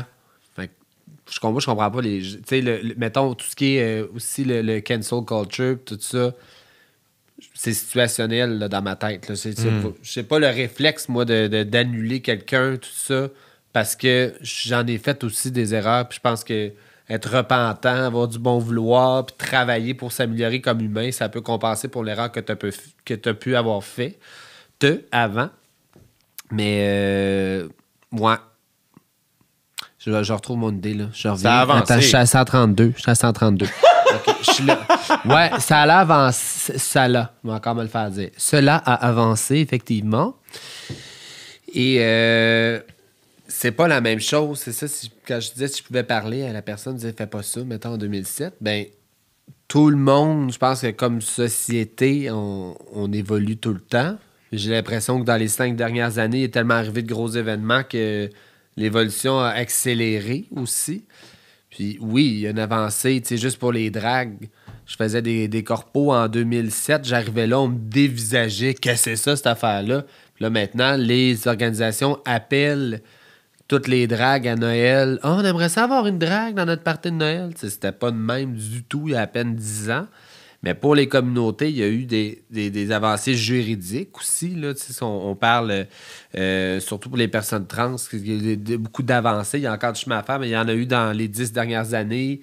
Le mariage aussi entre personnes de même sexe, que j'ai eu cette expression, c'est pas si vieux que ça là, au Canada. Là. Fait que, oui, il y a de l'évolution, on le voit, mais il y a encore, évidemment, encore du travail à faire, bien évidemment. Mais tu sais, même... Tu sais, je sais tout ce qui est arrivé, tu sais, l'exemple le plus frappant, c'est BLM dans la dernière année, le nombre de personnes qui ont pris conscience d'enjeux sociaux qui touchaient et qui touchent encore les communautés noires, alors que c'est un problème qui existe depuis toujours. Mais c'est plate à dire, mais on dirait qu'il a fallu que ça arrive, un événement, pour que ça soit un déclencheur collectif. C'est un peu ça qui arrive aussi dans toutes les sphères de la vie. Là. Si je pense à ce qui est arrivé, exemple, en Tchétchénie ou en Russie pendant les Jeux olympiques aussi, ben, c'est des événements comme ça qui font qu'on en parle plus, puis collectivement, on s'élève, mais c'est plate que ça prenne des événements tristes des fois pour brasser un peu les gens. Est-ce que Rita Baga, tu considères qu'elle a une facette politique à son existence? Ben, de plus en plus. Aussi, je me fais souvent dire qu'il faut que je fasse attention parce que des fois, je peux sonner encyclopédie. Là. Quand j'embarque dans un sujet qui me passionne, je parle. Je pars, puis c'est comme une découverte. Tu écoutes un épisode de découverte. Mais quand j'ai commencé, déjà, Rita de Marde, disons, elle n'était pas politique du tout. Jean-François, elle a toujours été pas mal, mais pas Rita. Mais ça a pris, je pense que c'est quand on m'a donné un micro d'animatrice que là, j'ai réalisé que je peux utiliser mon bâton de la... J'ai rien dit, hein? J'ai rien dit, c'est toi qui as fait la face. C'est toi qui as fait la face. J'ai vu le twinkle, là. Là, j'ai même pas eu le temps de finir ma phrase. Je peux utiliser mon micro à bon escient. C'est juste que comment, mais c'est sûr qu'il va dire quelque chose. Pour vrai, je l'ai dit, là. Si on pouvait pas un ralenti, je l'ai dit, puis après, quand je t'ai vu faire ça, j'ai fait « Oh non! Oh non! Qu'est-ce que j'ai dit? » Oh. C'était très beau, ma phrase, en plus, là. Tu sais, utiliser son bâton à bon escient. J'ai rien dit! Faire des bonnes choses avec son bat, hein? Voilà, c'est ça. Fait que depuis que je suis animatrice, j'ai plus conscience, je suis plus politisé, politique aussi. C'est sûr que fierté, c'est un rentre-dedans, tu prends des connaissances de plein d'affaires et nous autres, on aidait ou plutôt on essayait. J'ai jamais le bon mot parce que soutenir, ça peut être même péjoratif de la façon que je l'utilise. Mais il y avait à chaque année une fierté qui se passait dans un territoire hostile qu'on accompagnait, disons. Alors, on allait sur place, on amenait des ressources. Si le territoire hostile, tu veux dire? Pour les personnes de la diversité sexuelle et de genre. Genre un des 70 pays où est-ce que c'est pas vraiment permis d'être toi-même. Là. Nous, on allait là une fois par année, il y avait un pays qui était choisi. Puis on amenait cette personne, le représentant ou la représentante de l'organisme, mettons, qui faisait une fierté en territoire hostile. Ça devenait le parrain ou la marraine d'honneur de notre festival. Wow! On l'amenait ici pendant notre festival pour montrer un peu qu'est-ce qu'on faisait. Puis sans tomber dans un modèle de nous, on fait ça comme ça, fait que toi, tu dois faire ça comme ça. Puis à l'inverse, on allait aussi voir la réalité et aider, entre guillemets, d'une façon ou d'une autre, leur organisme. J'ai vu, j'ai été au Kenya, au Laos, au Vietnam et en Inde. Wow! Dans tout ça pour faire ça. Fait que c'est ça, c'est un rentre-dedans de voir la situation dans le monde des personnes. Et là, en animant, je peux en parler, puis c'est sûr que ça me touche plus parce que je l'ai vu peut-être, j'ai vécu des trucs en faisant ça. Je suis plus conscient que, tu sais, meilleur exemple, les gens qui me demandent encore pourquoi qu'on fait une marche pendant la fierté ou pourquoi qu'on marche, ma réponse tout le temps, on marche pour tous les pays qui ne peuvent pas le faire. Tu sais, c'est ça, être solidaire, c'est pas je suis solidaire juste de ma région, là, de mon nombril, c'est solidaire mondialement, mais... Je pense que ça, c'est un bon rentre-dedans, fierté, pour être plus politisé. Et ce qui fait en sorte que dans une même soirée, mettons, au Cabaret Mado, je pouvais faire des jokes de pète et parler de la situation des personnes de la diversité en territoire hostile. Voilà. Wow! C'est passionnant, hein? Tabarnak! Passionnant! Non, mais c'est parce que, aussi, c'est que, mettons, je me mets à... Je repense juste à la première fois que j'ai vu Rita Baga, mettons, à la télé. Rita, c'est une hostie de bonne drag queen. Elle nous donne un crise de bon show.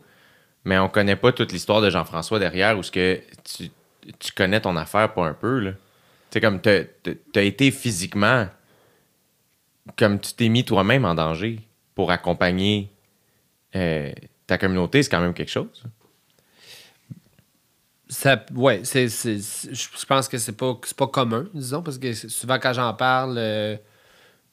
je vois que ça suscite de l'intérêt parce que c'est beaucoup dans l'inconnu. C'est pas quelque chose qu'on... Le voir sur Internet ou aux nouvelles puis le vivre, c'est deux affaires différentes. Là. Mais c'est ça, le même exemple que je t'ai donné tantôt avec l'Inde, là, c'est quand même un privilège de pouvoir voyager puis de se dire je vais le vivre alors que moi, après, je retourne chez nous. Là.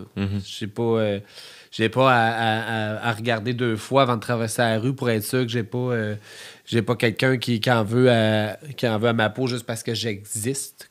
Fait que c'est ça qu'on prend conscience de ça assez rapidement aussi. Moi, je retourne chez nous après, là, mais même être une drague, c'est un privilège quand t'es au Québec, puis surtout avec, mettons, je le vis en ce moment avec toutes les belles choses qui arrivent.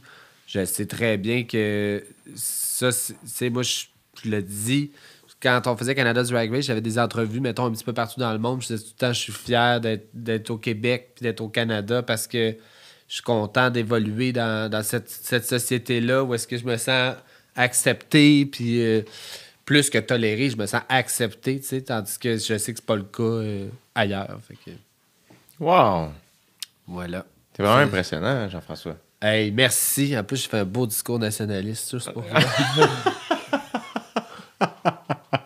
Est-ce que, mettons, quand t'allais au Kenya... Change de ton! Quand t'allais au Kenya, au Laos, au Vietnam, à Mumbai, en Inde, comment ça se passait là-bas? Comment t'étais reçu? Oui, toi personnellement, mais même tes collègues, c'était quoi la conversation? Comment les organismes là-bas vous recevaient? Ou... Moi, j'étais beaucoup dans l'écoute, là, c'est sûr. Je voulais vraiment savoir c'était quoi. Puis je trouve que le dénominateur commun de toutes les personnes à qui j'ai parlé de ces différents pays, c'était le silence. De taire qui tuait tout le temps. Ça c'est quelque chose qui m'a beaucoup secoué. Parce que je me disais, tu sais, moi, même dans la vie de tous les jours, là, mettons, là, j'ai le goût de me mettre des longues boucles d'oreilles pour le fun. Je suis souvent habillé en rose. Je peux, tu sais, c'est correct. Là. Mais quand tu vis pour te cacher, parce qu'en fait, quand tu te caches pour vivre plutôt, c'est spécial de dire que tu peux jamais avoir de conversation sur tes relations amoureuses, tes relations sexuelles, affectives. En public, tu ne peux jamais avoir de démonstration de tout ça en public.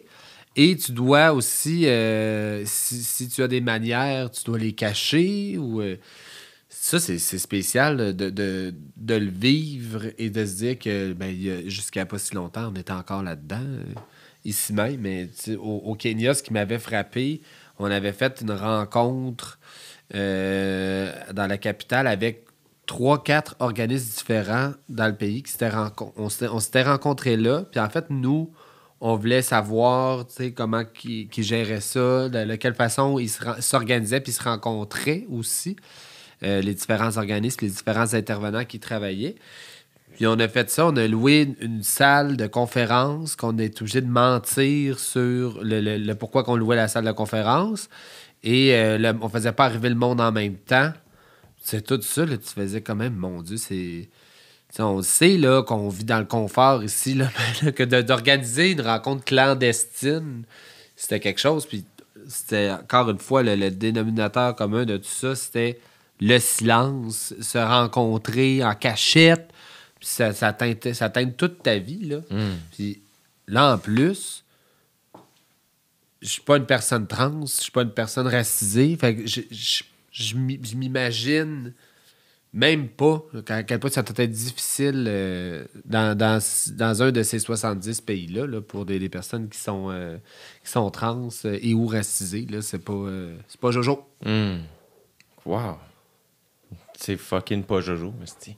C'est fucking pas Jojo, man! C'est fucking pas Jojo, esti. C'est ça que j'ai dit. C'est... Faut que tu fasses bon usage de ton bâton, hein? Oui, c'est ça. C'est très important. Ouais. J'essaye. J'essaie vraiment beaucoup. J'essaie de... Mais j'apprends aussi beaucoup, tu sais. Attention, qu'est-ce que tu vas dire, là? Qu'est-ce que tu dis? Mais j'essaie de faire bon usage de mon bâton. Ouais, c'est ça, mais t'apprends beaucoup. Et j'apprends beaucoup. Tu l'apprends beaucoup? Le bâton? Ouais.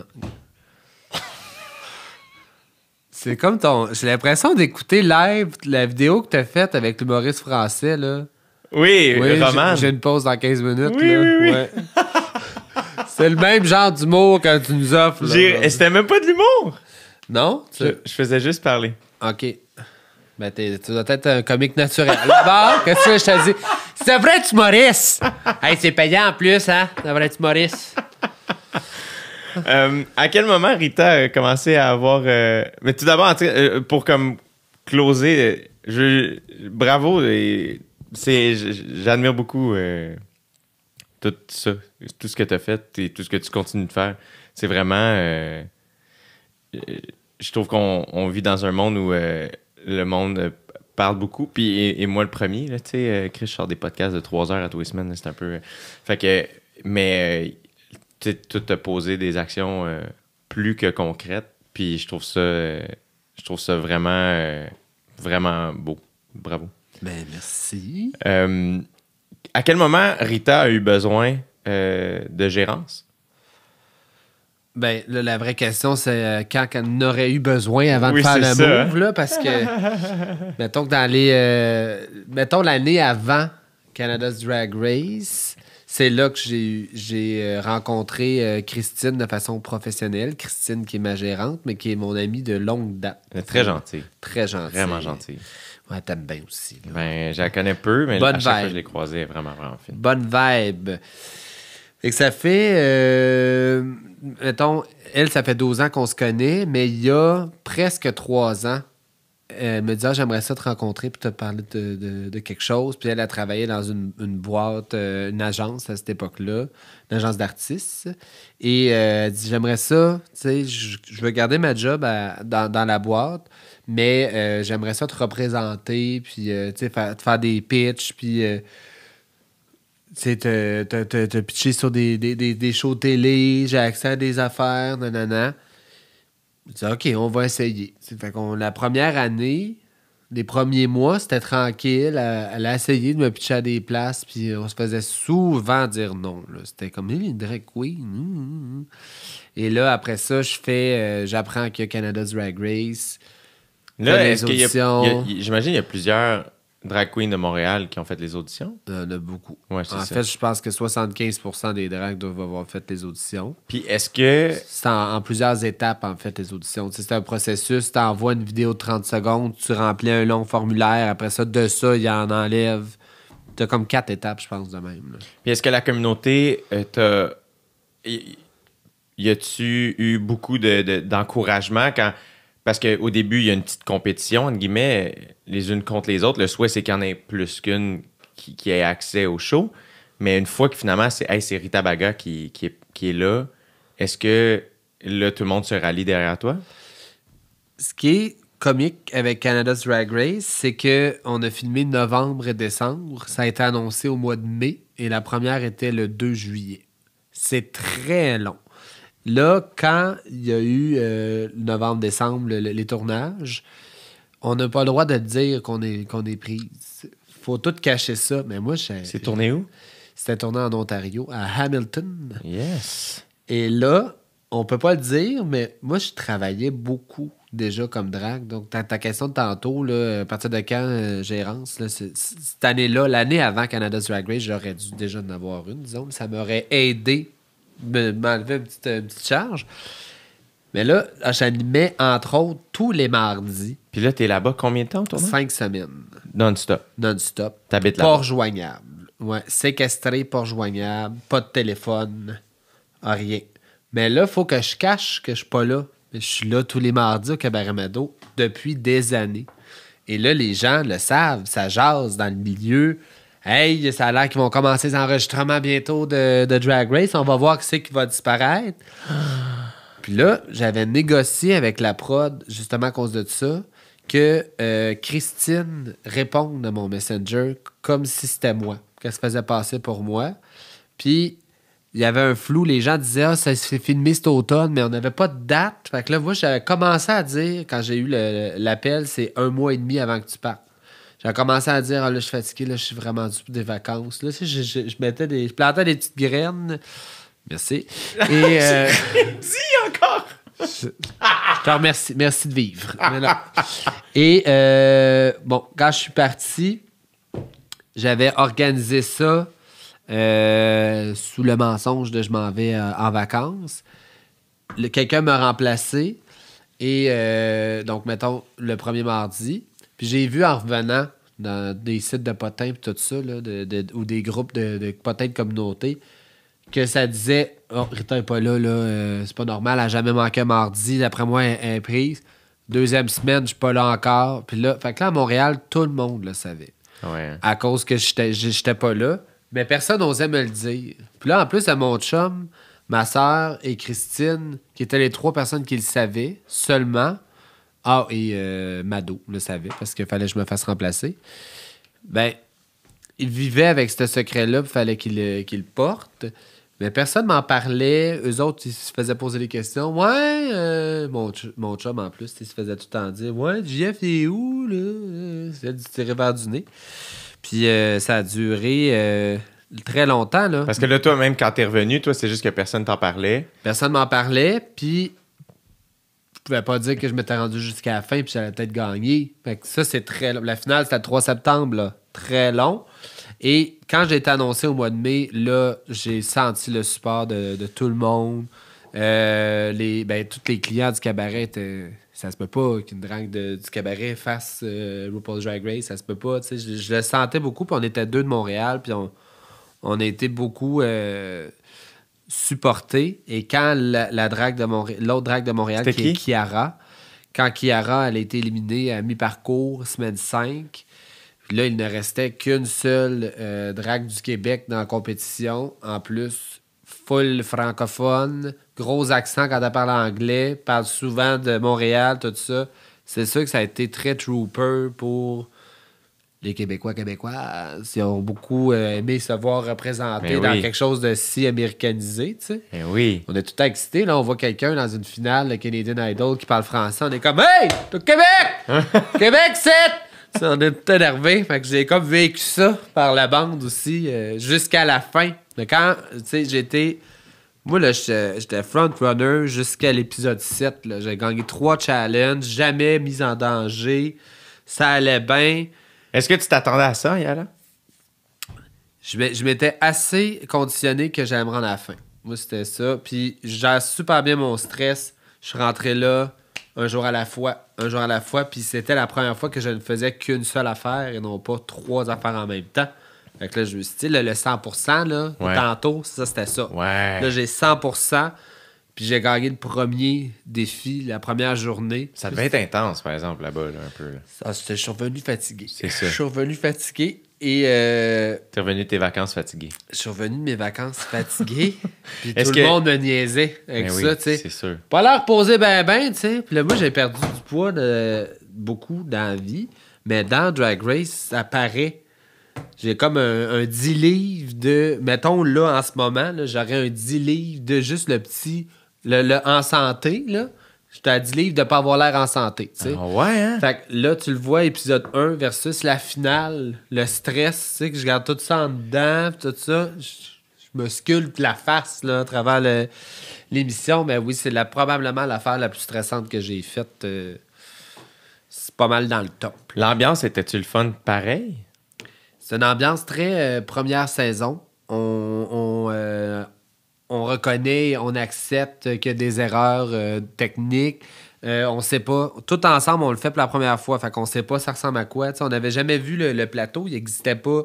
On savait pas. Ça va-tu être calqué sur la version américaine autant que ça? C'est quoi les défis? On n'a aucune idée. Ça va être quoi le rendu de l'émission à la télé? On n'avait aucune idée. Fait que c'était très convivial, sympathique comme ambiance, malgré le fait que c'était une compétition. Ouais.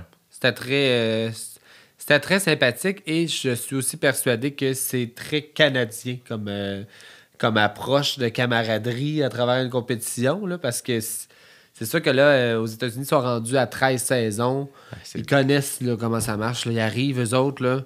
Quand le monde arrive, moi, je vais avoir l'air de ça à la télé, mettons. Fait que là, ils ont comme un pré-personnage. Là. Ils se mènent, ils choisissent qu'est-ce qu'ils disent. Ils sont tout le temps habillés, mettons, de la même couleur parce que là, il faut qu'ils travaillent sur leur brand. Il faut qu'ils disent des catchphrases de temps en temps. Ils sont rodés, là, les dragues aux États-Unis. Puis parce que, surtout aux États, faire ça peut t'amener plein d'affaires. Même ici, s'il n'y avait pas eu de pandémie, j'aurais probablement été en tournée mondiale avec la gang de Canada's Drag Race. C'est mais malade. j'aurais pas fait Big Brother, j'aurais pas fait ci, pas fait ça. Le podcast, tu sais, quand Le même. podcast. Là. Non, ça, c'était ma conclusion. J'aurais pas fait Big Brother. Tout le monde en parle en direct de... Et ton podcast. Ouais, fait que, tu sais, rien n'arrive pour rien. Ouais. Mais, Est-ce que cette expérience-là... Qu'est-ce que tu as appris à Canada's Drag Race? Je savais que je gérais bien mon stress, que j'étais une personne assez calme, mais là, de le vivre, et tout ça en étant filmé, là, du matin au soir, dans un contexte de compétition, ça m'a confirmé que bien gérer son stress puis garder son sang-froid puis son calme peut t'apporter de bonnes choses. Quand tu te gères bien, là, il me semble que les choses découlent bien. Et ça me reste en tête de garder cette attitude-là à travers toutes les affaires dont belle fun qui arrivent, mais aussi dont bien stressantes. Tu sais. Je repense, la dernière fois que ça m'est arrivé là, d'être angoissé, ben c'est sûr que tout le monde en parle, ça m'avait beaucoup stressé. C'était au gala Les Oliviers, quand j'avais une robe discrète là, pour présenter l'Olivier de l'année.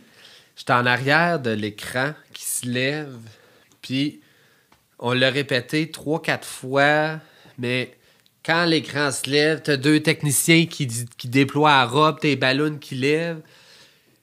Puis là, faut que tout ça se fasse sans que je tombe, parce que l'espèce de backpack super lourd, tout en faisant les jokes sur le téléprompteur, le télésouffleur devant. Tu sais, ça m'avait vraiment stressé. Puis juste avant que l'écran allait, je me suis dit, non, fait pire, là. Concentre-toi, nanana. Fait que là, il faut que je me parle. Mais là, tout ça vient de la gestion du stress à Canada's Drag Race. Des affaires stressantes qui arrivent, je me dis, non, respire, ça va bien, je me parle, puis je me continue. C'est ce que j'ai appris le plus et que je suis encore capable de coudre. Pour vrai. Ça faisait 10 ans que j'avais pas coup et j'ai gagné 2 designs, 2 challenges de design. Je pensais que c'était perdu. Puis c'est revenu parce que j'ai oublié. Tu as le droit d'amener des patrons de couture. Et moi, j'en avais, puis je sais pas son où. Je les ai jamais retrouvés. Hein? Ouais, j'étais arrivé là-bas, là, j'ai capoté. Ça fait 10 ans que j'ai pas fait de couture. J'ai plus de patron, qu'est-ce que je vais faire?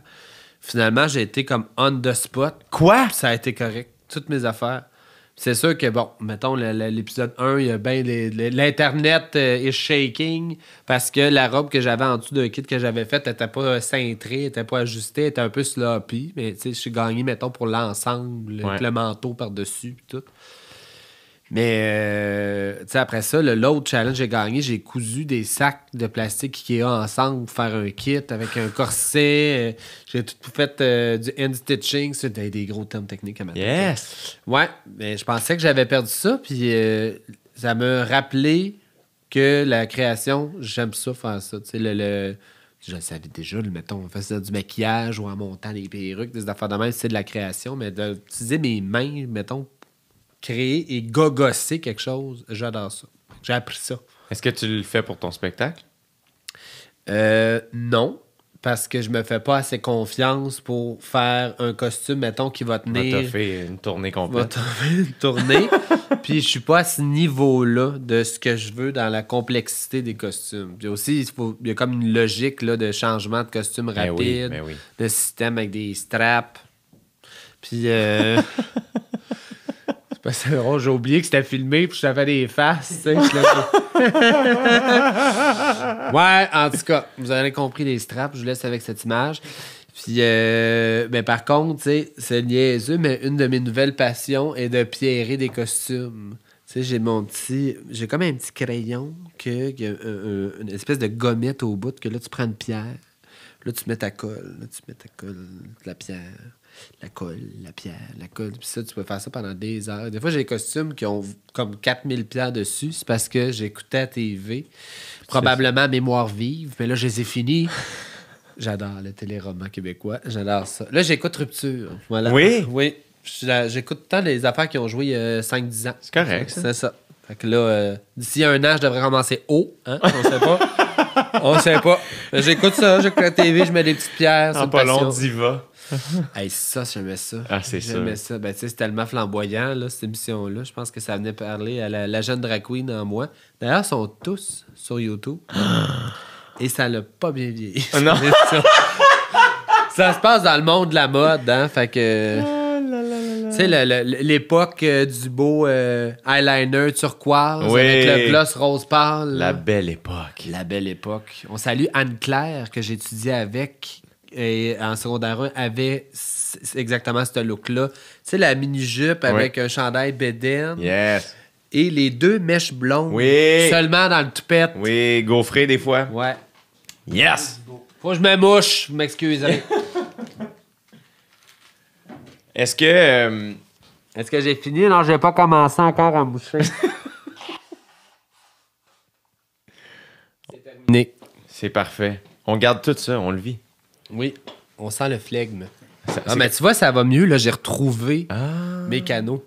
Est-ce que donc Canada's Drag Race étant là, Penses-tu que tu m'as laissé passer ça? moyen de surprendre? Penses-tu que tu vas laisser passer ça, Canada Drag Race? Ouais, fait que... Ce qui s'est passé avec ça, à Drag Race? Pas de la crème glacée, ça? Étant un truc si stressant, est-ce qu'après ça, Big Brother, j'imagine quand le téléphone a sonné, c'était un peu sans hésitation, c'est comme ben oui, on y va.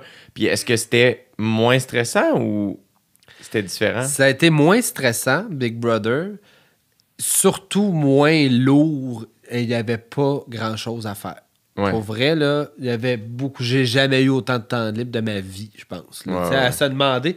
Assez que, mettons... Tu sais, moi, j'ai été là 1 mois. J'ose même pas croire. Puis tu sais, au début de l'émission, c'était écrit jour 32, jour 40. Ouais. Là, ouais, après jour 30, je suis plus là. Ouais.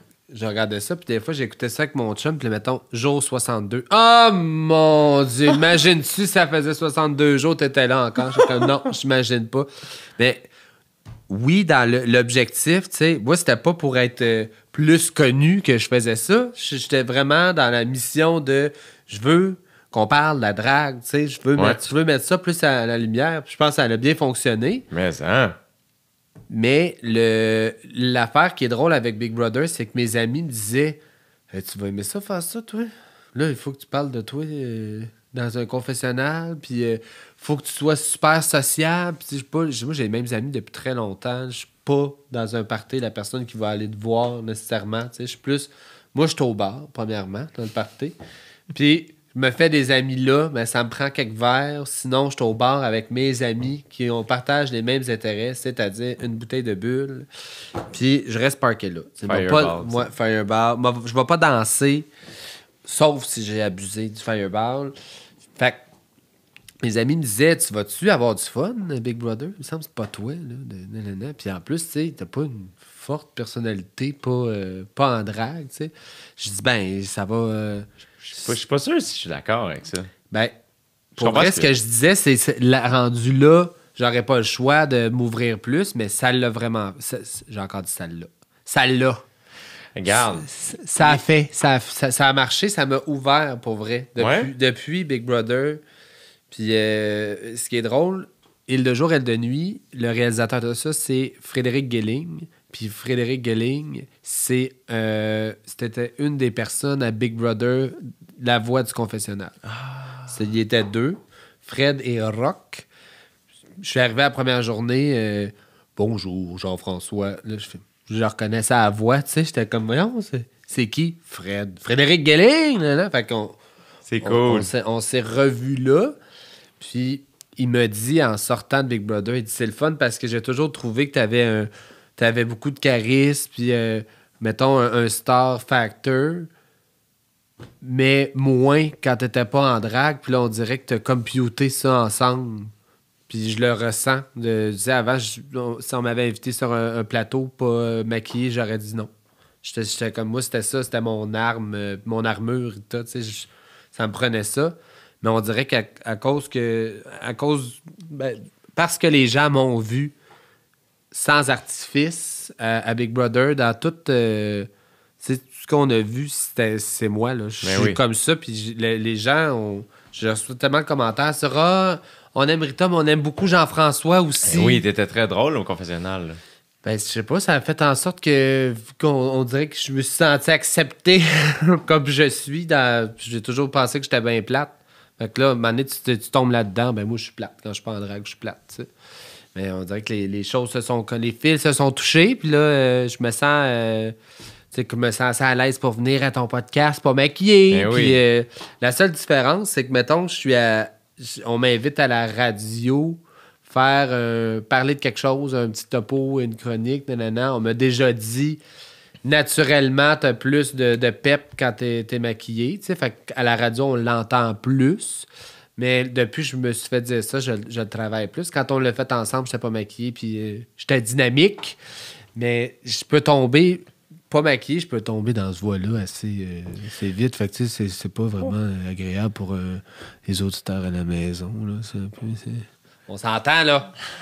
Tandis que si je fais « Hey, êtes-vous en forme? » c'est irrésistible. Je sais pas, moi, il y a une affaire là-dedans où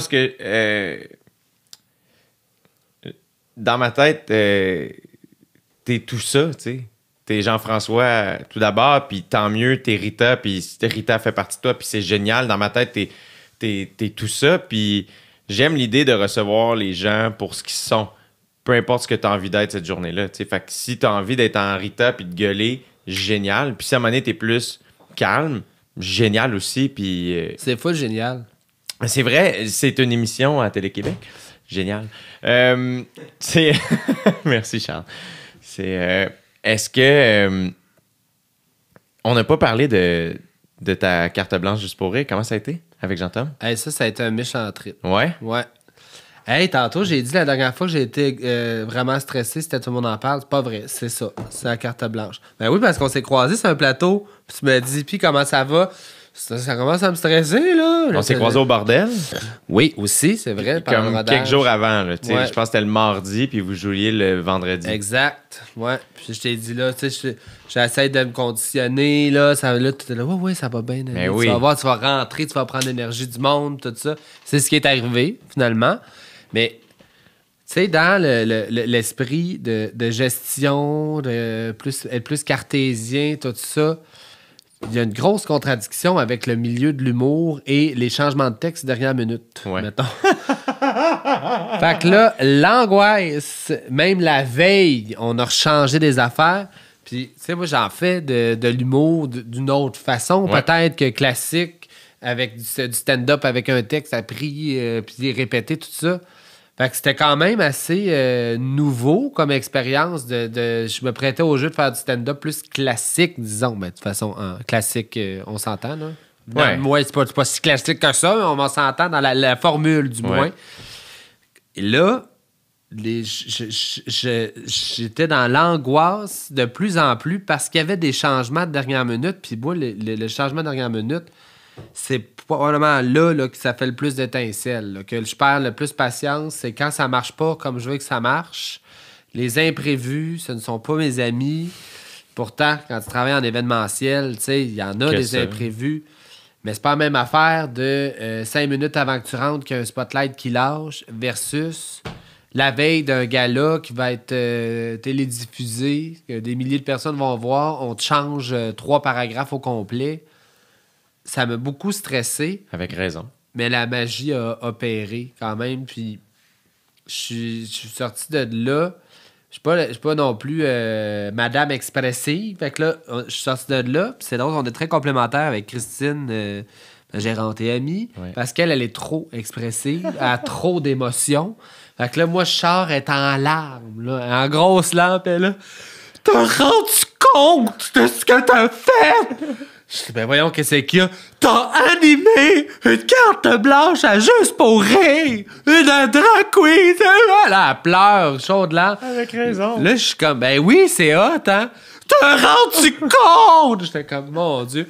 J'étais avec Morancy. Christine Morancy, ma copine. Puis Christine, elle est comme moi quand même là-dessus. Ouais. On n'est pas tant démonstratif. Reconnaissant, oui. Démonstratif, pas tant, tu sais. Fait que là, j'étais avec Christine et avec Justine Philly, une autrice, très bonne amie de longue date, qui, elle non plus... Ah oui? Eh oui, on était à l'école de l'humour en même temps. Ah oui, elle était en autrice, écriture, ouais. autrice, c'est Ouais. ça. Qui est très cool, by the Elle est way. très cool, mais pas la plus démonstrative Non. des émotions. Ouais. Fait que là, on est les 3 blocs, mettons, devant Christine qui est là. Te rends-tu compte? En gros, à chaud de l'arbre, les 3, on est comme, oh, oui. Puis là, ben là, ça te fait pas plus de quoi que ça. Puis là, t'as Christine puis Justine, puis ils sont très drôles les deux ensemble. Oui. Là. Si vous suivez Christine Morancy, Justine, c'est Opelay, là, dans ses vidéos. Là, c'est elle. Ben, les deux sont là. Ben voyons, Christine, calme-toi. Puis là, Morancy qui fait juste la regarder. Ben oui, calme-toi, tabarnak!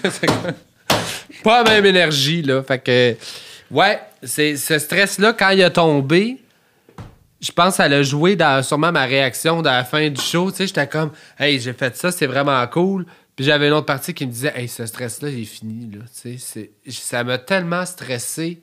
Mais c'était vraiment le fun. Je suis aussi très contente du line-up qu'on avait, de comment ça s'est passé. Il n'y a pas eu un numéro vraiment faible. Il n'y a pas eu quelqu'un qui s'est enfargé. La magie a opéré. La magie a opéré. Puis avec Jean-Thomas, ça me rassurait, ça me réconfortait d'être avec lui. Il est très grand frère aussi.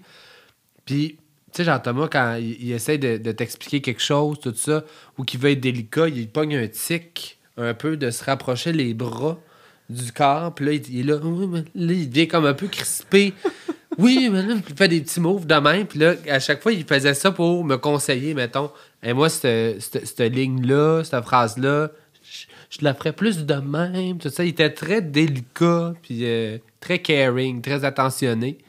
Et je pense que c'est ce qui fait que ça a bien fonctionné, parce qu'il voulait autant que je voulais que ça soit bon. On s'est pas assis sur notre cul en se disant, hey, ça va bien aller, nanana, non. Puis moi, j'avais, tu sais, avec les tournages qui s'est chanté, c'était rock and roll tout le mois de juin. Ouais. La carte blanche, c'était le 23 juillet. Ah ouais. Je leur avais dit, moi, là, avant le 1er juillet, là, c'est quasiment impossible là, que je peux roder. Fait qu'on a tout fait Dans le mois de 20 juillet. jours avant. Ouais, 20 jours avant. Les textes, ça y allait par là. Justine a travaillé sur le show. Pierre-Michel Tremblay il était sur le show aussi. Guillaume Girard. On s'assoignait par là. Ouais. Mais aussi, monter ça virtuellement, Ah, c'est top. c'est un autre défi. Là. J'ai fait des répètes avec Jean-Seb en Zoom. Avec Jean-Tom? Oui, j'ai dit Jean-Seb. Avec Jean-Tom en Zoom. Même la veille, il était à 9h le soir. Non! On se faisait des italiennes Ah ouais! en Zoom. Puis là, mon chum, il était dans la chambre. Puis moi, j'étais dans le bureau à côté. Puis il m'entendait. Puis il n'y a pas eu de punch, lui. Ça avait toutes Ben oui. les gags. Mais quand j'ai accroché, t'es comme, hey, c'est spécial, pareil. Hein? Tu répètes Zoom. en Zoom. Ah ouais, c'est space en esti. C'est cool. Hein? C'est malade que tu aies fait ça. T'as 3 doigts, quoi. Il reste 3 minutes. OK. Le beau Charles. Parce que t'as de la route à on faire. a donc bien jasé. Ben oui, moi j'aurais été capable de jaser plus, mais il faut que je te laisse aller. T'as en pas Abitibi. beaucoup parlé de toi, là. Qu'est-ce Ben, qui se passe? On refera ça. On fera ça. on leur Moi, je fera. parlerai pas pendant 2 heures. On leur c'est fera. ça? Je parle tout le temps, moi, Rita. Mais là, tu vois, je t'ai appelé Rita. Jeff, Ben, je te j'ai parle. déjà écouté de tes podcasts. Fait que tu sais, je connais un peu ta vie. C'est quand très même. gentil. C'est très gentil. Mais je trouve ça vraiment cool que tu aies fait ça. Est-ce que ça t'a donné un petit avant-goût de la rencontre que. Puis je sais que tu l'as vécu beaucoup chez Mado puis dans tous les autres shows que tu as fait. Mais là, mettons, dans un contexte sur scène, est-ce que ça t'a donné un petit avant-goût de ta tournée créature, t'as l'impression? Ben, c'est sûr que j'ai crissement hâte que ça parte, cette tournée-là. Et oui, ça m'a donné un avant-goût. Puis en fait, un rodage à la salle André Mathieu, tu sais, il n'y avait pas beaucoup de monde. C'est normal, là, on Ouais. le savait. Mais juste d'être dans une grande salle, c'était comme, hey, On s'en va là. on s'en va là, c'est le fun. Puis ça m'a bien boosté pour la suite. Là. J'ai vraiment hâte. Puis on fait des pas pires salles. Là, puis on a des dates, mettons, 1 an et demi, 2 ans. Puis il va s'en rajouter d'autres. Ce qui est déjà complètement fou. J'ai fait une petite tournée d'un show de Noël. On avait 6 dates. Puis je capotais, tu sais. On faisait 5 villes, 6 dates. Puis là, on est rendu à plus que 30 dates. Mais il y en Wow. a qui s'ajoutent. On vise un 100 dates, là, Wow! comme les tournées traditionnelles. C'est exceptionnel. Ben oui, c'est fou. Puis c'est un rêve. Et en plus, on sort des bars. Tu sais, moi, c'est une affaire qui me plaît beaucoup, là, depuis faire des shows jusqu'à 2 h du matin. Là. Ouais. J'aime ça, écouter Mémoire vive, moi. Ben oui, je comprends. Dans mon lit, je me couche tard. Fait que là, mon chum ronfle, puis moi, j'écoute Mémoire vive sur mon iPad. C'est une madame. Madame, ça arrive sud. Est-ce que Justine Philly travaille sur le spectacle Créature ou le spectacle c'est Audrey Rousseau qui travaille sur le show. Qui est exceptionnelle, Audrey. Elle est tellement fine et elle est tellement bonne. Parce que le truc, c'est que Justine travaillait sur la carte blanche. Puis là, le show, il est tout monté. Là. On l'a répété. Ça, j'ai une autre... on est à Granby le 3 septembre, mais on va être là le 2 pour faire comme une vraie générale. Là, parce que là, j'ai eu 3 jours de répète à Salle Pratt, mais c'était plus de mettre toutes les affaires ensemble. Première rencontre de toute l'équipe, là, le son, l'éclairage d'été, tout placé. C'est malade. Ouais. Mais là, je suis bien excité. Et dans le concept, pour que les gens comprennent les différents tableaux, il y a une narration. C'est comme si tu écoutais Découverte. Oui. C'est Éric Paulus, ce comédien qu'on a enregistré sa voix. Puis, fait que c'est comme si tu écoutes vraiment un documentaire, tout ça, de science-fiction. Et c'est Audrey qui a écrit les textes à Éric Paulus. C'est super cool. C'est drôle. J'ai très, très hâte de voir. Les billets sont en vente sur ton site web? Ouais, mais là, je t'ai invité l'autre fois, mais tu m'as dit que Monsieur tourne au dé, là, cet automne. Mais oui, Caroline. Mais au retour, je trouverai des dates, puis je vais débarquer dans une de tes salles. ritabaga.com? CA. Oui, Ritabaga. Canada. Ritabaga.ca. Il y a beaucoup d'A, hein? Oui, mais c'est parfait. Ritabaga.ca. On tue là-dessus. Rapidement, avant de quitter, j'aimerais ça que tu me parles du documentaire sur tout.tv. Île de jour, aile de nuit. Ah! C'est un documentaire qui était à Art TV et là, il est sur tout.tv Extra, je crois. Il l'est encore. On était 6 dragues, ils nous ont suivis, 3 mentors et 3 juniors qui avaient un petit principe de mentorat. Ils nous ont suivis pendant 1 an. Wow. Il y a 8 épisodes de 30 minutes. Puis c'est ça, il m'avait suivi même en Inde quand on l'a fait. Dedans, il y a Barbada qu'on voit beaucoup aussi et là qui va faire une nouvelle émission qui s'appelle Call Me Mother, qui est dans l'équipe des mentors. Et il y avait Tracy Trash aussi qui roule sa bosse depuis longtemps, ma bonne copine. Ainsi que 3 dragues de la relève de l'époque, d'il y a 5 ans. Ils sont plus vraiment dans la relève maintenant, on s'entend. Fait que c'est ça, ils nous ont suivis pour voir ce qu'on fait, mais tu vois juste comment les mœurs se changent rapidement. Si c'était fait cette année, ça s'appellerait pas Île de jour, Aile de nuit. C'est tellement binaire comme nom. Ouais. Mais ils ont eu le projet en 2015. Tu vois comment ça change. Là, je pense ça s'appellerait Yel. Oui, c'est ça. Yel. Pas de chicane. Yel de jour, Yel de nuit. Oui! Voilà. C'est beau. D'ailleurs, je dis de nuit, ça me fait penser à Bulle de nuit. Confession sauvage. Hier, j'avais le goût de boire un petit quelque chose, j'avais plus rien. Je dis, je vais aller au couche-tard, c'était fermé. Et là, je m'en vais. J'avais jamais bu ça, des bulles de nuit. C'est bien sucré, cette affaire-là. Oui. Tu sais comment je suis de bonne mère un matin? Je suis comme, wouh! J'ai du sucre dans le sang, là. C'est quelque chose. Ça, c'est sûr. C'est sûr. C'était tout. Tu peux couper ça au montage, j'avais pas, là. On parlait entre amis, là. On n'est pas obligé, on peut le garder.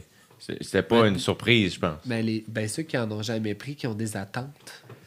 Faut aimer le sucre. Faut jamais avoir d'attente. JF, faut que je te laisse aller. Tu t'en vas faire un show en Abitibi. Oui, pour la Fierté Val-d'Or. C'est très, très cool. Oui, au théâtre Télébec. C'est bien excitant. La dernière fois que j'étais allé à Val-d'Or pour la Fierté, je faisais un show dans une salle communautaire qui s'appelait le Club des handicapés. Il rentrait 35 personnes. Et à la cabane, où il rentre 200 personnes. Puis là, cette année, ils ont dit on fait ça en grande pompe parce qu'ils n'ont pas pu avoir de fierté l'année passée à cause de la pandémie. Loue le théâtre Télébec, toi. Ça va être le fun. On est 3 dragues, 2 danseurs. Ça va être cool. On va se mettre un time. 2h30 de show. Hein? Non-stop. Wow!